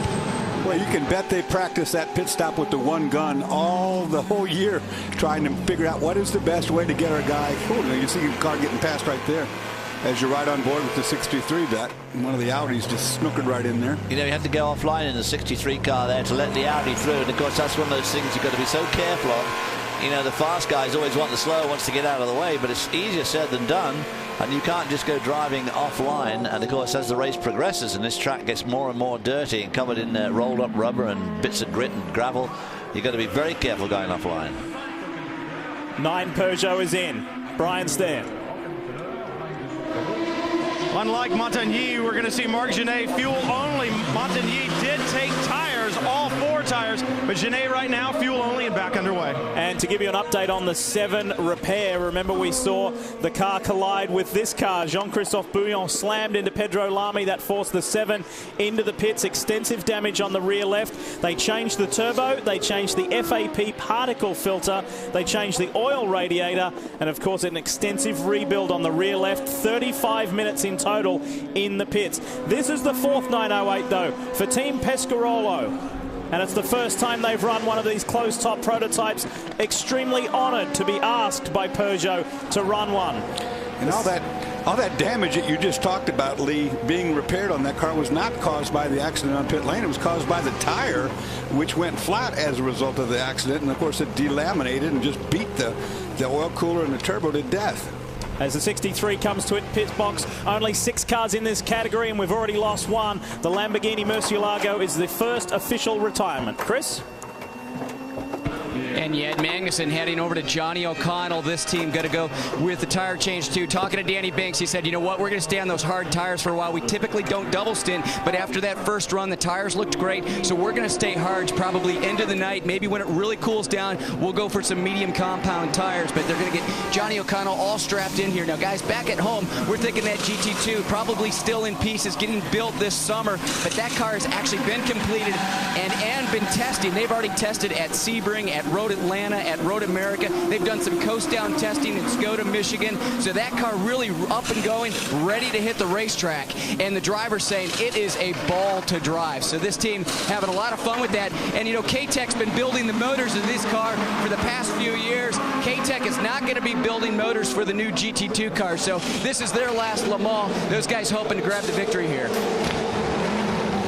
So too is crew chief Danny Binks. Did you notice on the right rear how the tire changer, the one guy was putting the tire in and he pulled it back away from him because he'd seen something that was up in there. I had to reach in there, probably some bit of debris or something that was up on top of the brake rotor. So that was a heads-up call by the tire changer to see that in time. Yeah, I noticed that, the guy putting his arm under the wheel arch there.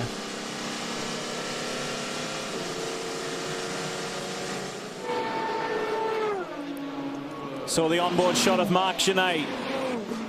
Recently pitted, full load of fuel and back out there after it. There's the scene of the crash of Alexander Premar, and boy, what a lucky escape for the third Audi. And as Gené gets back up to speed on this outlap, no chance for rest, no chance to build up to speed. As soon as you exit, you are back on full race pace. Same storyline, everyone chasing Montagny.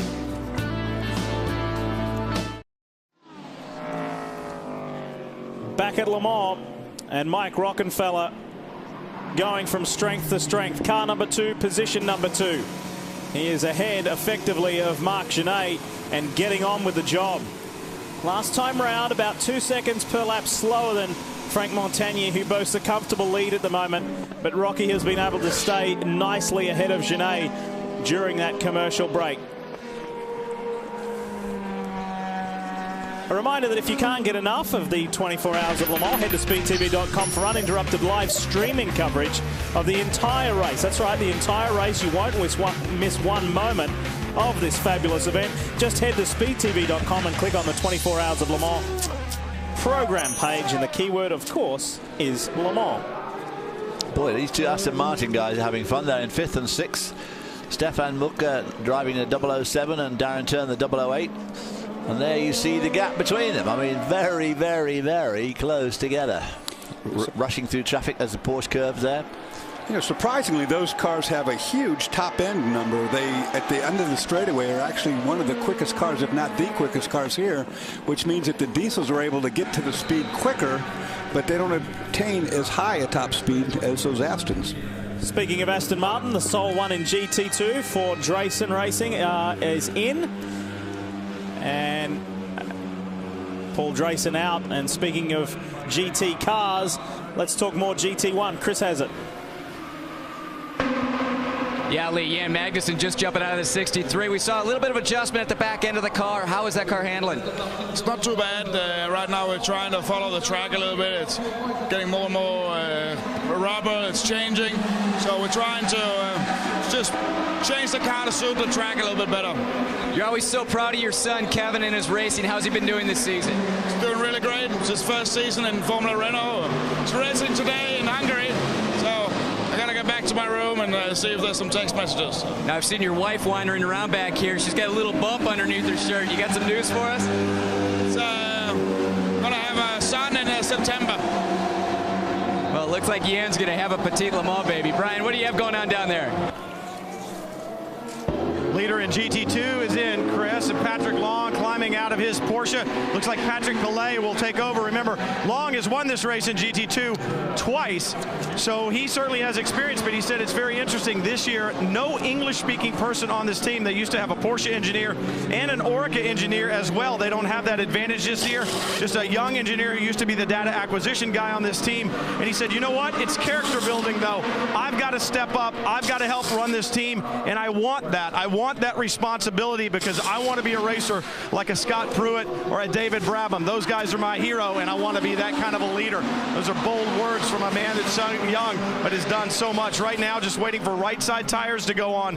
Very difficult to double stint tires on a Porsche, especially this early. Pilet has it fired, and he's underway. The 9 of Marc Gené, the chase is on. Can he bridge that gap to Mike Rockenfeller? Second and third on screen right here. Well, Rockenfeller got by him after their pit stops. He got him on their out lap and has cleared away a little bit. But on that last lap, Rockenfeller was quicker. But Marc Gené seems to be holding that gap down now as they go into the Porsche curves. Well, it's a little easier when the Peugeot has the higher top end, the higher top speed. That makes the job of catching someone just a little easier. Not only is there fabulous racing at the front of this field for overall honours, but how about GT2? It will be one of the classes to watch for the entire 24 hours. And American Patrick Long was right in the thick of it in the opening stages. Right now, Patrick talking with some engineers from Porsche, also from his team, the Michelin engineers. You just climbed out of the car. Great first stint, leading when you came in. But the look on your face told me that maybe not all is right with that car. You looked a little bit concerned. No, we're just trying to decipher if we can double stint these tires. The Ferraris are probably going to do that. The advantage with the new regulations of only being able to change one side at a time means that it's much slower to do a pit stop. You'll see a lot of prototypes probably triple and quadruple stinting their tires. So we're just trying to wonder if we can do it, and we're pretty hopeful that we can. So far, the Porsche has just been unstoppable. I drove around those Ferraris like they were sitting ducks, but they drew even with me through the middle of the stint, and then we were able to gap them a little bit at the end. It's a long race, but the ego part of it's over now. I know tire strategy is going to be a big part of it, like you just talked about, but also the leadership. You and I talked about it the other day. A very different dynamic on this team this year. Tell us a little bit about that. Well, I'm getting my French lessons while I'm out there at 200 miles an hour, but other than that, it's been a great time. These guys put their heart and soul into it. There's no expense spared. Matmut puts a lot of support behind us, and it's a good time. We joke and laugh out on the track, and we're racing my compatriots, Jürgen, the Lizards, and the Risi Competizione car, so I got to be careful because I got to race those guys all year, but I want to show them that not only is this RSR #1, but Matmut's really put a good car under me. He's looking for his third victory here in class, Lee. Very proud of young Patrick. What a great job he has done. He mentioned Matmut several times. That is a French insurance giant that has supported racing, and particularly Le Mans, for many years, and particularly with IMSA Performance and the team principal, team owner. And we've got dramas here for one of the prototypes. Is that the racing box entry? Yes, it is. That's the trio of Pacini, Bobby, and Biaggi. It's the Lola chassis car, and that was one of the favourites to go up against the two Porsche RS Spiders in P2. That looked mechanical to me, Lee. I mean, I didn't see any tire down the car rolling along on its own, but certainly not under power. And we didn't get a good look at where on the circuit that might have been. Thomas Biaggi behind the wheel of that Lola Judd. Meanwhile, the Orica AIM cars going hard at it. They're looking forward to the fight of giving it to the diesels, and they feel they can finish ahead of the Collis R10s. And so far, so good.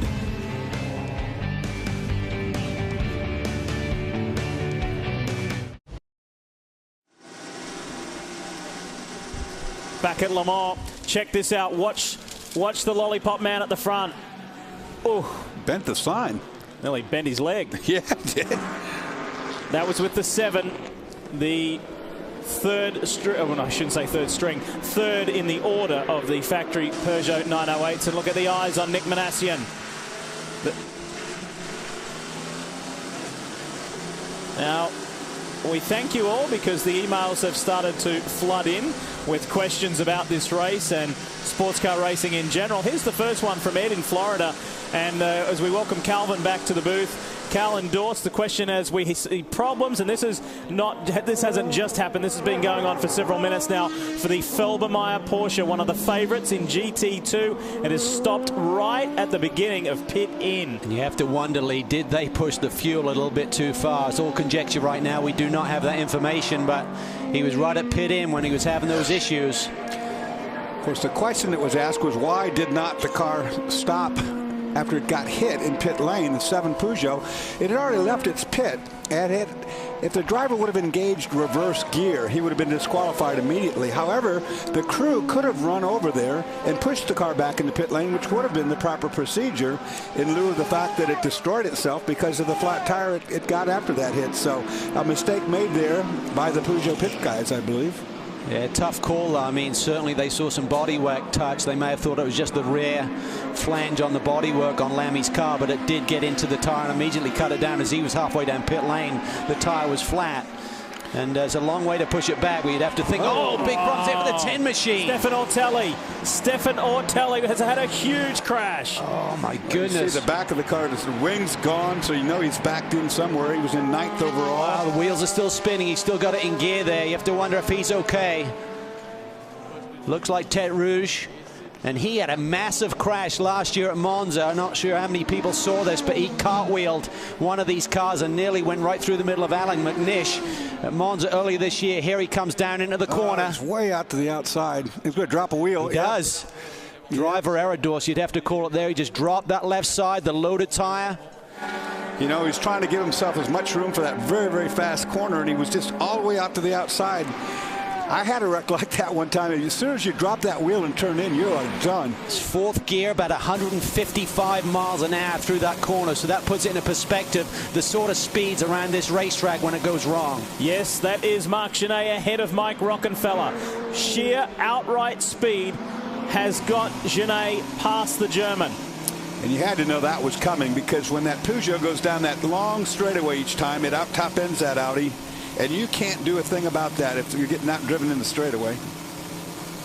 So it's now Peugeot, Audi, Montagny, Gené, Rockenfeller, McNish. First of the ProDrive Aston Martins in 5th place with Stefan Muka, followed by the sister car, the 008 of Darren Turner. Shows you the concentration level needed. I mean, at the speeds these guys are going, just one little error like that, just dropping a wheel halfway off the pavement into the grass, and you are no longer a driver. You're a passenger. Much to be made of the diesel and gasoline divisions. People saying 2 divisions within the one LMP1 class, Cal. However, the best petrol or gasoline-powered car is the Aston Martin in 7th place. Another incident here with the 4. Dramas there, and that is the Creation Auto Sportif car of Jamie Campbell-Walter. Now that car doesn't look like it's hurt. It looks like he's gone through the gravel trap, and the gravel once again doing what it's supposed to do, slow the car before the point of impact. You look at the tire wall there, and it's not really readjusted very much, so I don't think that much of an impact at all, but probably an interesting ride. Back on board with Rocky. So there's drama all the way around this racetrack. And you have to wonder if we're going to see some caution here. Right now, just local, but Ortelli's had a big one. Vanina X off in the gravel trap there. So the stewards have to make a call on here if we keep these other cars up to full speed. Well, Vanina's car anyway, if they can get it back to the surface, it'll go on with no problem. But of course, we saw the wing and the whole, oh, look at that. Something just, whole bodywork just came off the back of that car. That's the one with no wing. That's Stefan Ortelli. Yeah, that's Ortelli getting back to the pits. He just lost a rear fender on the right side. It's just sitting in the straightaway, and it happens to be the fastest straightaway there is, Mulsanne. Not something you want to encounter. So maybe that will bring a caution out, Calvin. Yeah, you'd have to think with a big piece like that sitting there. I don't know how they could safely retrieve that with other cars at speed. There you see it. All of the teams should be on the radios to their drivers to... God, those 4 corner workers, I'd hate to run out there 200 mile per hour, cars whizzing around you. I tell you what, I'm amazed that Ortelli's car is in that good a shape after the ride that he took. We obviously didn't see the very end of that spin that he took down into Tete Rouge. But he's carrying a lot of speed here, and sometimes in a straightaway door, so you can get a lot of confidence till you get to that brake zone. With no wing. Yeah. You know, find out you don't have any grip at the back. Pictures are coming to us via the world feed. And what do we have here with the race leading car of Frank Montagny coming onto the front straight? Little jumping curbage. The curbs. Yeah, jumping the curbs. And maybe this is a theme. This is Casper Elgaard in the Essex. This is the lead car in LMP2, I should say. And the 63 Corvette racing machine. We heard from Jan Magnussen earlier. And these are our 4 respective class leading cars that we've just seen super slow-mos of. So the Peugeot, the Porsche, the Corvette, and the Porsche 911 GT3 RSR. That's how things stand from Circuit de la Sarthe. Stick around. We're live here on Speed from Le Mans.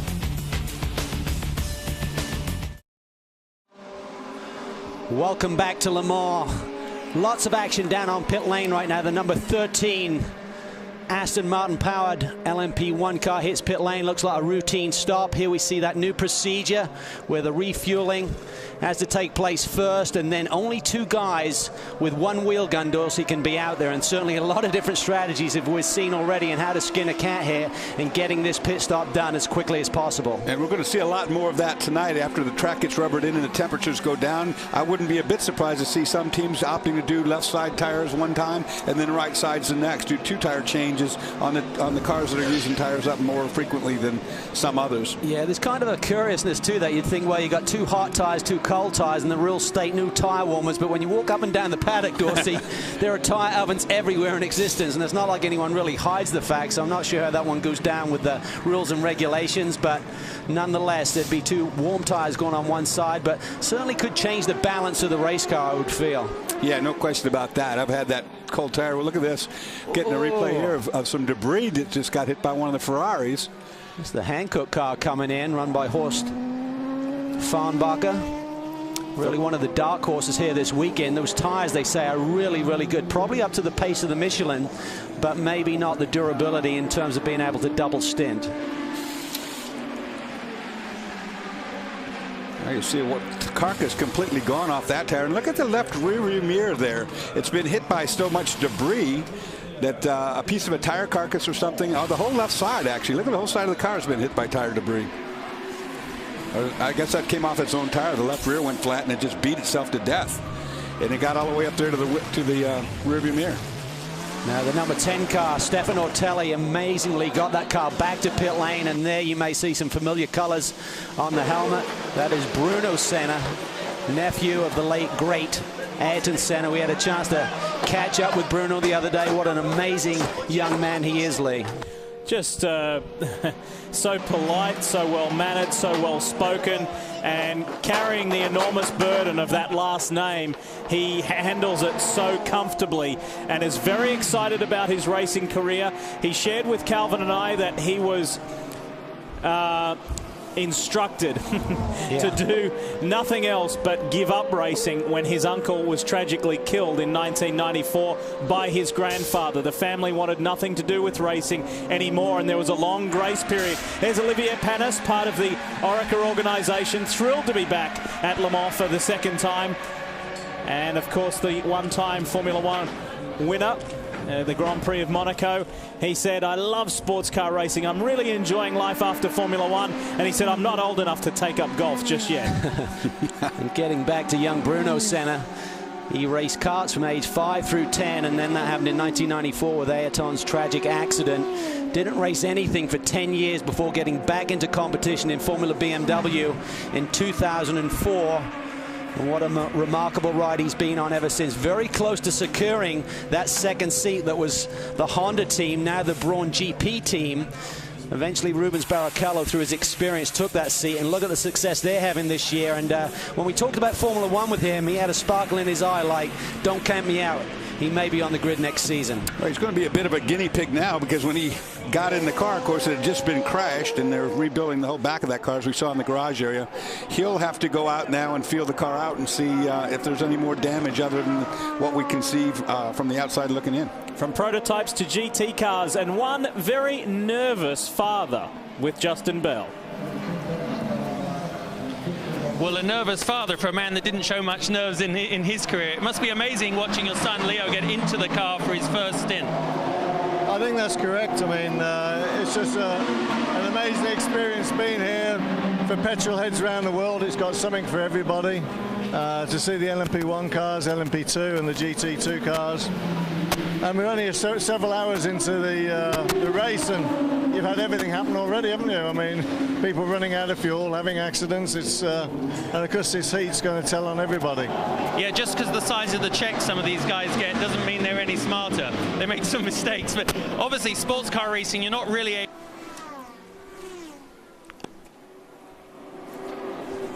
Problem with the audio there for Justin. We will come back to Justin Bell as soon as we can. And of course, what a great catch, grabbing Nigel Mansell. And don't discount as we watch Bruno Senna and the Orica AIM come back to life in pit lane. Don't discount seeing Nigel Mansell and his two sons here at the 24 Hours of Le Mans in the coming years. Wouldn't that be great? Well, Nigel did some testing along with his young sons in a couple of different prototypes over the course of the last 18 months, and so I think that fire still burns in his belly. Oh boy, look so at it'd this. be magic to see him and his two boys racing together. Look at that traffic jam, Doris. Yeah, that's all the big boys playing pretty hardball right there. As one of the cars, of course, makes it to pit lane, but I don't know that everybody knew that was going to happen. Yeah, and you've got to be so careful there, because if you're on your in-lap and you get blocked out of that pit entrance, you have a major problem. Remember, it's an 8-mile lap plus. So if you miss it, you're probably not going to make it around for one more lap. And we've seen, as Nigel said, cars running out of fuel already, which is inexcusable this early on in this event, or at any time in the event for that matter. But if you get blocked out of the pit lane, of course, it's not your fault, is it? Christophe Tensot has done a wonderful job in the only open top prototype for Pescarolo, hedging their bets, one closed top, one open top. So Christophe has done a good job team with Joao Barbosa, who we heard of it from earlier, and Bruce Joannet. So we'll see how they fare in this car. So far, so good. Again, during the refueling, the driver change can take place. You can actually have a driver assist come out. We saw that on one of the Peugeots early on in the going, where the refueling was taking place and there was a mechanic actually in the cockpit of the car changing the drinks fluids bottle, which is allowed to happen because if you were doing a driver change, that driver getting in would be able to do the same thing. During these pit stops with the refueling, you're allowed to have one brake, one tire technician over the line. And with these new pit stop regulations, they're allowed to place the two left side tires, but then the mechanics have to go back over the line before the refueling is complete. Of course, if you're a driver coming in after a triple stint, your hands just don't work that well anymore. You can't get the belts for these. Oh, another problem. That's the Straka Racing prototype. Dramas down in one of the chicanes, and it's Leventis behind the wheel. It just looks like a missed brake zone to me. You got down in the runoff area. Here's a very slow car on pit lane. This is the racing box entry. I think it's out of fuel. We've seen it have problems earlier as well. So Thomas Biaggi is behind the wheel. Will this tell us more? This is the missed brake zone. Look up there. You can see the tires locked up already. Yeah. Nick Leventis, he's a protege of Peter Hardman, who he's co-driving with here this weekend. This team's based near Silverstone, formerly EDM Motorsport. But lots of lessons to be learned here at Le Mans. As we see the two Luke Alphon Corvettes, keep an eye on that Pescarolo prototype that we were talking about, that we saw the pit stop. They lead LMS at the moment. It's a fast car.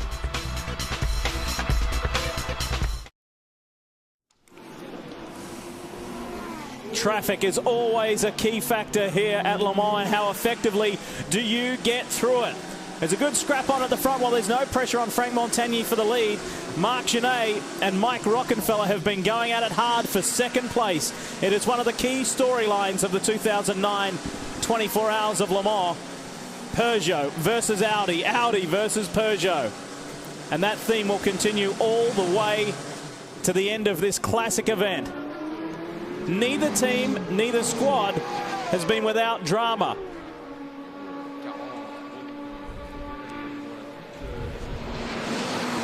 For those of you just joining us, let's bring you up to date with a Valvoline race recap of the opening couple of hours here at Circuit de la Sarthe. Let's go right from the beginning. On the left of your screen, Frank Montagny decided it was time to take control of this race, and he has done so right up until right now. In control and comfortably so.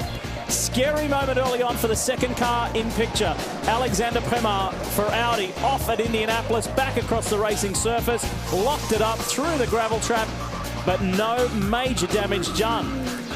The only drama was getting rescued from there and back to pit lane for minor repairs. It was a hairy ride, it was a wild ride, but Prema escaping serious damage. And Dr. Wolfgang Ulrich has seen it all before. He has a very well-measured team. This was one of the talking points early on. Jean-Christophe Bouillon nailing Pedro Lamy. The two Peugeots coming together. And this had dire consequences for the car that you ride with. The 7 spread debris all over the racing surface as it tried to get back to pit lane.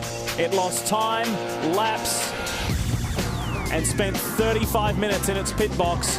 And Henri Pescarolo saying to Olivier Canel, sorry, I guess that's part of racing. To the second hour, and I mentioned that lengthy pit stop and many changes.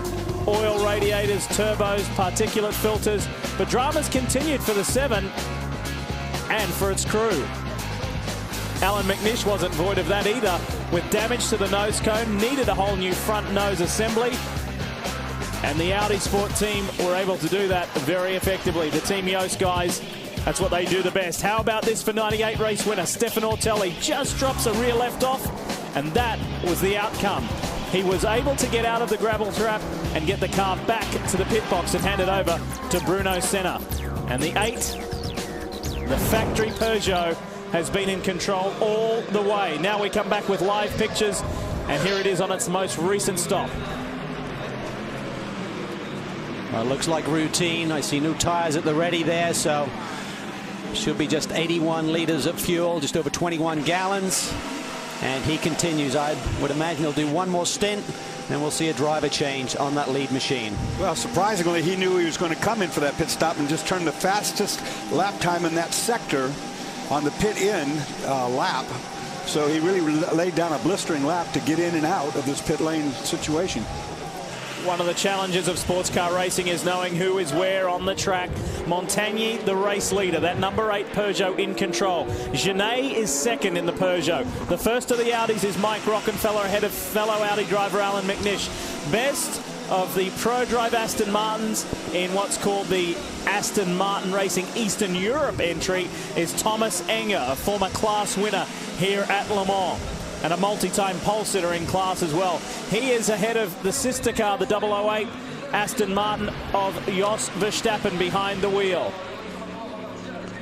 And for the first time here, we see Alexander Prema out of the car. And a good look at the driver change going on from above. Timo Bernard behind the wheel. And what a stellar young man he is. Had so much success, winning 2 American Le Mans Series championships along with Romain Dumas in those Penske RS Spiders. And even though they're running for Audi here this weekend, both he and Romain have Porsche logos on their helmet and on their overalls. So just very interesting to watch how these major manufacturers work with each other in loaning these 2 star drivers over to the Audi squad. There you see Brad Kettler giving him the go. Big moment here, I would think, for Timo Bernhard, seeing his first laps in race conditions in a prototype here at Le Mans. We're hearing word that Genet is in the pits. Here he is.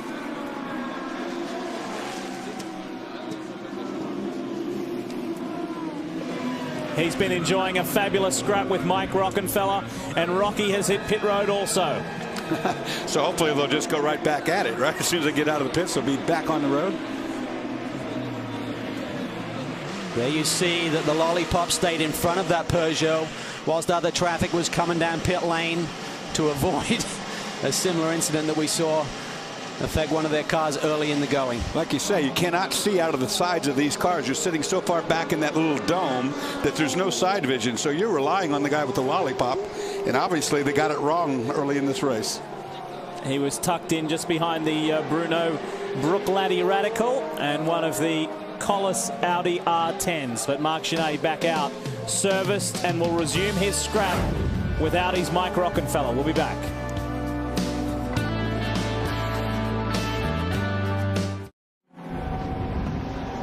Hope you're enjoying the live coverage of the 77th running of the 24 Hours of Le Mans here on Speed. We certainly are. Beautiful day to go racing, and the racing has been up to it, has lived up to it so far. There's been plenty of drama in the opening hours, and the main storyline of today, the diesel power, the diesel technology of Peugeot and Audi with the 908 HDI FAP up against the new R15, first time here at Le Mans, has been very interesting, but we can't underscore the fact enough of the sheer outright pace of the Peugeot stores. Yeah, I mean, they're running down laps. Like I said at the beginning, I thought one car would take off and run, and then they'd see who chased it. Well, everybody took off and ran, and they've never stopped. They never looked back. David talked about earlier, this is a 24-hour sprint race, and that's the way they're running it right now. I mean, right now, the fastest Peugeot time is 4 seconds faster exactly, a 3:25.106 to a 3:29.106 for McNish. So 4 seconds in race pace, but certainly the ebb and flow of this race and strategy brings it back to Audi just a little bit. But Chris, early days, but Peugeot looking really strong. Yeah, Cal, and talking to these drivers, these Audi drivers this week, they were really disappointed Wednesday night. It was all wet, so they didn't get to work on car setup. They've also had some niggly little problems with the R15.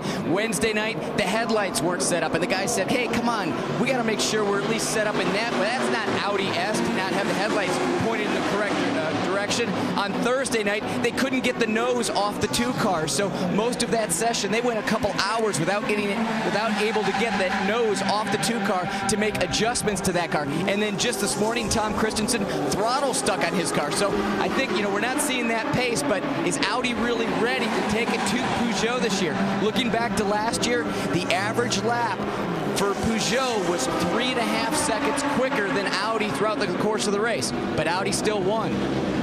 Well, I think that's a great point, Chris. Certainly we don't see those niggly problems affect Audi typically, but their preparation for this year was really hampered by wet weather testing throughout the off-season. They went to Sebring, got some good dry time there, but talking to Lucas Luhr and Marco Werner, who share the number 2 alongside Rockenfeller here, they've had minimal dry time. They said the most dry laps we got was in the car at Sebring. They didn't do the 30-hour simulation runs that were conducted recently because they wanted to get Timo Bernhard and Romain Dumas the majority of the time, so they have very few laps with these cars. And then race week, no pre-test. Lee talked about it at the Open.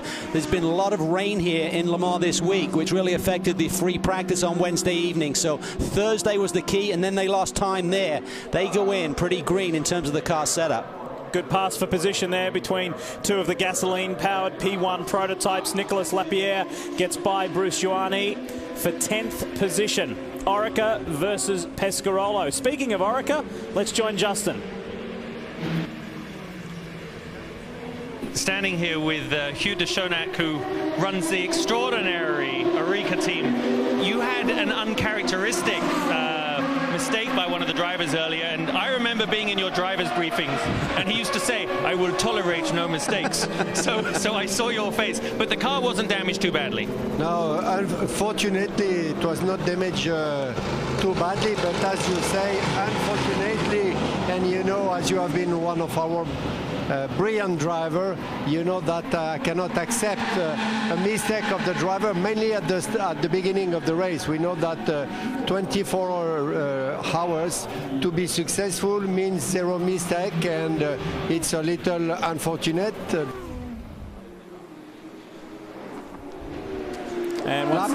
But the race is still very long. And when you look at the first hour was crazy at the front of the field. What is your philosophy? They're diesel cars. They have a tremendous power. You're a gasoline car. Your strategy. I think that there are 2 categories. There is one with the diesel car, and far away behind there are the petrol car. And I think the only strategy for us is just to be patient. I am sure that tomorrow morning you will have less car because in front they are going very quick. I am not 100% sure of the reliability of the Aston Martin because they put pressure and we don't push the car. We have just to manage the car to be there tomorrow. And I think that tomorrow it will be a good advantage with a such strategy. With a such strategy, it's not the strategy that I prefer, but I have no other choice than to do a such strategy. When you when you look at the way you had such success with GT car, and now you're in prototype for us, I know you, in my opinion, one of the best teams outside the factory. So we will watch you in the morning. Thank you very much. Hugh de Schonack, a fabulous operator, running a tremendous team. He purchased the Courage factory, and he calls his cars by the team name now, the Oreca, with the AIM engine power plant, and is optimistic of a good result. We need to squeak away to a quick break, but we'll be back with so much more. We'll tell you about some of the runners a little further down.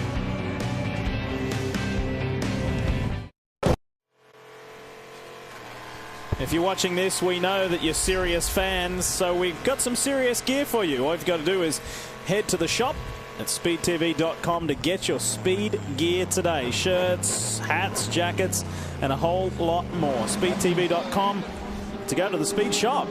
They even do really short long pants that fit you, mate. Don't even start. Don't even start. Gigantor at 5', 6.5. Still got the edge over you, mate. Well, this car has had a nightmare day right from the morning warm-up. And again, it is being pushed back into the pit box.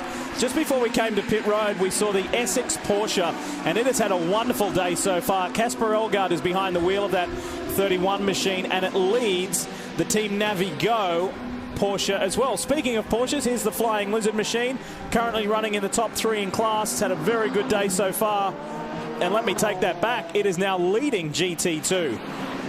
So it's got by the IMSA Performance Matmut car. So Jörg Bergmeister leads Patrick Pilet, and the Risi Competizione Ferrari is third.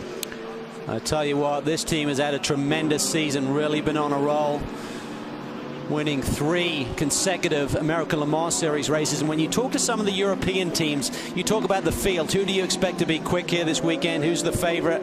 Everyone points a finger down pit road and said you just have to go down in the pit box and look at how the Flying Lizard team is set up. They really have the respect of everyone in this paddock as they search for their first victory at La Sarthe. And Jörg has been magic in that car. I mean, he's just obliterating track records everywhere he goes. He's putting it on the pole in 1 lap. I mean, he's just, that car and him are just one now. This is Patrick Pilet. He's taken over from Patrick Long in the IMSA Performance Porsche. So it's Porsche 1, 2, Ferrari 3, 4, 5, 6, 7, 8. Can you believe that? Porsche with the upper hand now. Hey, speaking of Porsche, one of the 911s we expected to be in the mix isn't there. Tell us more, Justin. Really a very confusing story for the engineers. I got to talk to the big man himself, Norbert Singer, you know, famous Porsche designer, and he was out the back, and the driver Leeds had arrived. What happened was, as per normal, they got the alarm up to turn it to reserve, so they turned it to reserve, and he was almost back, and the reserve pump failed. And he's got probably 5-6 litres left in the car. He tried to make it on the starter motor, and of course there's no way he was going to make it all that way. So that car's out, not for want of gas, but for want of a means of getting it into the engine. So they're very disappointed, as you can imagine. A real front-running Porsche. Now, do you really believe all that? Yeah, that pump failed. Well, you know, they got a reserve tank. It's not very big. It's enough to get about a half a lap in. And, of course, it's run off a separate pump completely. If that pump fails, then it wouldn't get that last bit of fuel out. But then, on the other hand, if a Porsche engineer made a mistake, would he admit it? No, he would not. And interesting, with the talk of reserve fuel pumps, talking to the Audi boys, there's no reserve pump on the diesel engine Audi. I'm not sure about Peugeot, but they basically have a light, and you have to respond to the light by going to a reserve switch, but it's not going to a reserve pump. All it's doing is telling the electronics that you've acknowledged that you're down to a point where you need to be pitting. And basically there's a cutoff point. I believe it's Arnage. If you're past that point and you get the light come on, you can do that lap plus 1 more. If it's before Arnage, you're basically going to pit on that very lap. And with the diesel, of course, you don't want to dare run the thing out of fuel. Exactly. You can't switch between pumps. The only 2 ways to stop a diesel engine is to rob it of 2 things, either air or fuel. Either case, it's not good. What a job this man has done here today. Franck Montagny took the lead from the pole. Car was qualified by his teammate Stefan Sarrazin. 3rd consecutive pole for Stefan, which is a record that ties Jackie Ickx here at Le Mans. Oh, car up in front, logging up there down in Indianapolis. That's the thing with this race. You need to be fault-free yourself for 24 hours, but so easy to get caught up in someone else's mistake. The lead is now in excess of 2 minutes. Montagny over Marc Gené. The Ray Mallock Mazda is in. And these guys running third in the P2 class. It's Porsche, and then Lola Mazda. Beautiful car, powered by Mazda. Chris Dyson on board. Essentially, the car is identical to the one that the Dyson Racing Team campaigns here in America in the American Le Mans Series with 2 cars. And 3 of the 4 regular Dyson drivers are running here this weekend. Marino Franchitti drives in the GT2 category in the Dyson Racing Aston Martin, and Guy Smith and Chris Dyson compete in the LMP2 category today. We spoke about Porsche's strength in P2, and that car is on pit road. Here's a replay of something happened a little earlier. That was the lockup we saw in front of Montagny. And if you're just a little bit closer, anything can happen.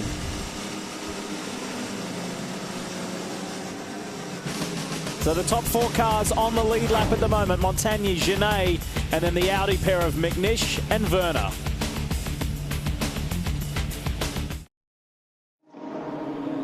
We're with you live here on Speed for another 15 minutes for the 77th running of the 24 Hours of Le Mans. We'll take a break and be back with you. We've got 18.5 hours of live coverage in total. And this thrilling storyline of Audi versus Peugeot continues. However, Peugeot with superior speed. How does the Audi camp feel about that? Chris Neville has more. Well, Dindo Capello will be getting behind the wheel of the 1 car on the next stop. Dindo, the 2 Peugeots just really running away right now. Any concern about their pace? They are taking a very, very good and fast pace. Actually, we are slower compared to what we thought. All the 3 cars get a huge understeer. Every driver is complaining a lot about the understeering, which is slowing down quite a lot at the moment. It's slowing us down quite a lot at the moment.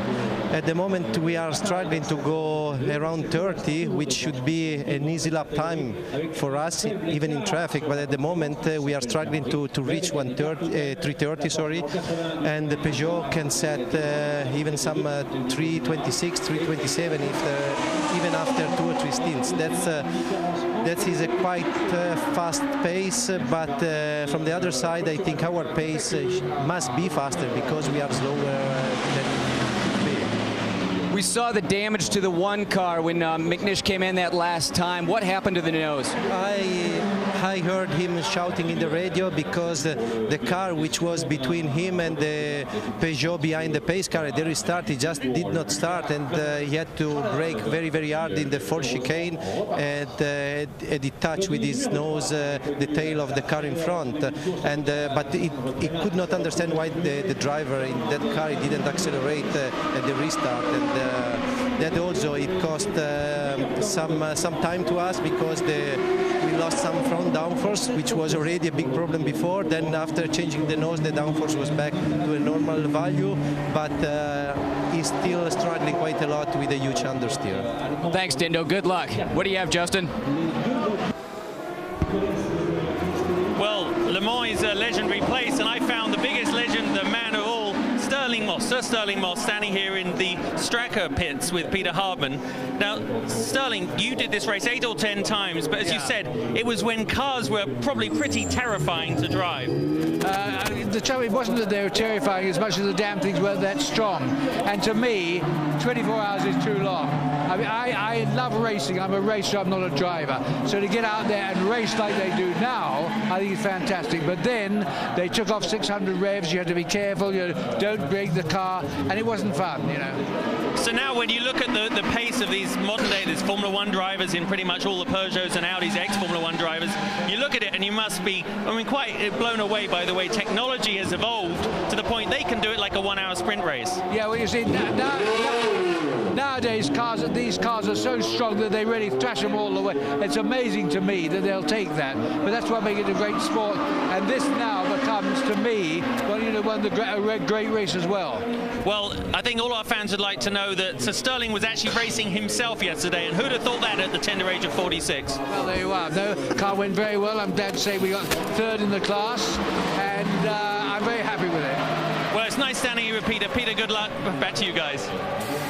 Aren't we being spoiled today? Mansell, Prost, Senna and Moss, all names at Les Arth. Hey, a quick reminder that I mentioned just a few moments ago that we'll be going off the air at noon Eastern. However, you can follow uninterrupted at speedtv.com live streaming coverage of the entire race. You won't miss a thing. speedtv.com for continual coverage. We'll be back.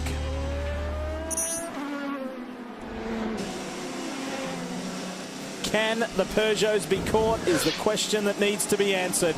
And you heard Dindo Capello say they can do 326s, 327s. Well, Frank Montagne's best lap was a 325 earlier today. The Peugeots are setting the pace.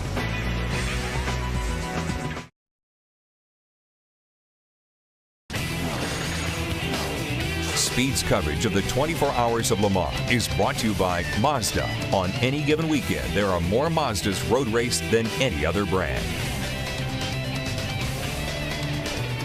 And there are some Mazdas doing well in P2 at the moment. Meanwhile, there's the lead GT1 Corvette slicing through by the GT2 Ferrari and getting on with business. It's Corvette 1 and 2 in GT2. Johnny O heading for his 4th class victory, attempting to do that anyway. Wouldn't that be a nice way to farewell the C6R? Yeah, just fantastic. And there you see some of the moments during the course of 24 hours where traffic can play its part. You only need one of those GT2 cars to turn down on you, cause some damage, and it can have a big effect on the overall result for the 24-hour race. So you have to tread your way carefully, but you can't afford to lose too much time. Of course, it's easy right now because it's daylight, but tonight, you know, when these cars come streaming up on you in the middle of the night with the headlights blaring and flashing at you, it's a whole different story. 80 car that was the leader in GT2, I believe they were just in pit lane, so I'm not sure if there's been a driver change there. Jörg Bergmeister started the race, did a tremendous job to dice for the lead throughout the course of this first 3 or 4 hours. Well, the question there, you'd imagine that Jörg has done his time and has handed over. The question there is it to team owner and principal Seth Nyman, or is it to Le Mans rookie Darren Law going for his second 24-hour race victory in the same year? He won the Rolex 24 at Daytona, and first time here at Les Arth. We wish him well. Seth Nyman said that he was only going to drive that car for about a total of 4 hours and said, you young boys can have the rest of the 20. That's going to be a lot of driving for the boys. Yeah, well, one thing, there's some rules in place. You can only do a maximum of 4 hours during a 6-hour period. So Jörg will finish this one and then he will have to jump out. And then you're allowed to do up to 14 hours during the course of the 24-hour race maximum. Here's the Jet Alliance GT1 Aston Martin. It's had a troublesome run in this opening stages, but it is back out on track. So just one retiree from the race, and that is the J-Lock Lamborghini, and it was a very early retiree. Let's bring you up to date before we say farewell of what has happened thus far. We know many of you turn on at various times with a Valvoline race recap. Montagny, McNish, what a front row. And the Frenchman squeezed Allen there a little bit, didn't he? The Audi man came back, but couldn't quite catch it. Speaking of Audi, check this out for Alexander Premar. A wild, wild ride, but it could have been so much worse. There was a happy ending, and that is he was able to get this car back to pit lane. This is what it looked like for Alex. The irony is that's where Dindo Capello lost the wheel a couple of years ago and cost the #1 car a chance at victory. That man there is used to pressure and used to responding to adverse situations, Dr. Wolfgang Ehrling. Speaking of adverse situation, contact between two Peugeot 908s. Watch the replay. Watch the Pescarolo mechanic running forward. He knows his car's about to pit. Pedro Lamy certainly did not. Contact, cut down a tyre. Here we see the debris that is strewn around this racetrack. You'd have to say there, Dorse, the Lollipop man had equity in that, huh? Yeah, he did. He let him go right in the path of the other car. Here's the two gentlemen discussing it. Pescarolo explaining, I'm sorry, wasn't supposed to be that way. Fast forward to the second hour, and after 35 minutes in the pit box, the 7 Peugeot was finally released, but many, many laps down. It did come back in shortly thereafter and almost ran over one of the pit crew. Well, you have to wonder if you lose your game plan a little bit with that much time in the pits. But here we see Allan McNish, the damage which was caused on a restart. One of the cars didn't get up to speed, as Dindo Capello discussed. and Allen ran into the back of him, had to do a stint with that damage on the front end. The man that Allen won this race with in 1998, off Stefan Ortelli in the Orica AIM.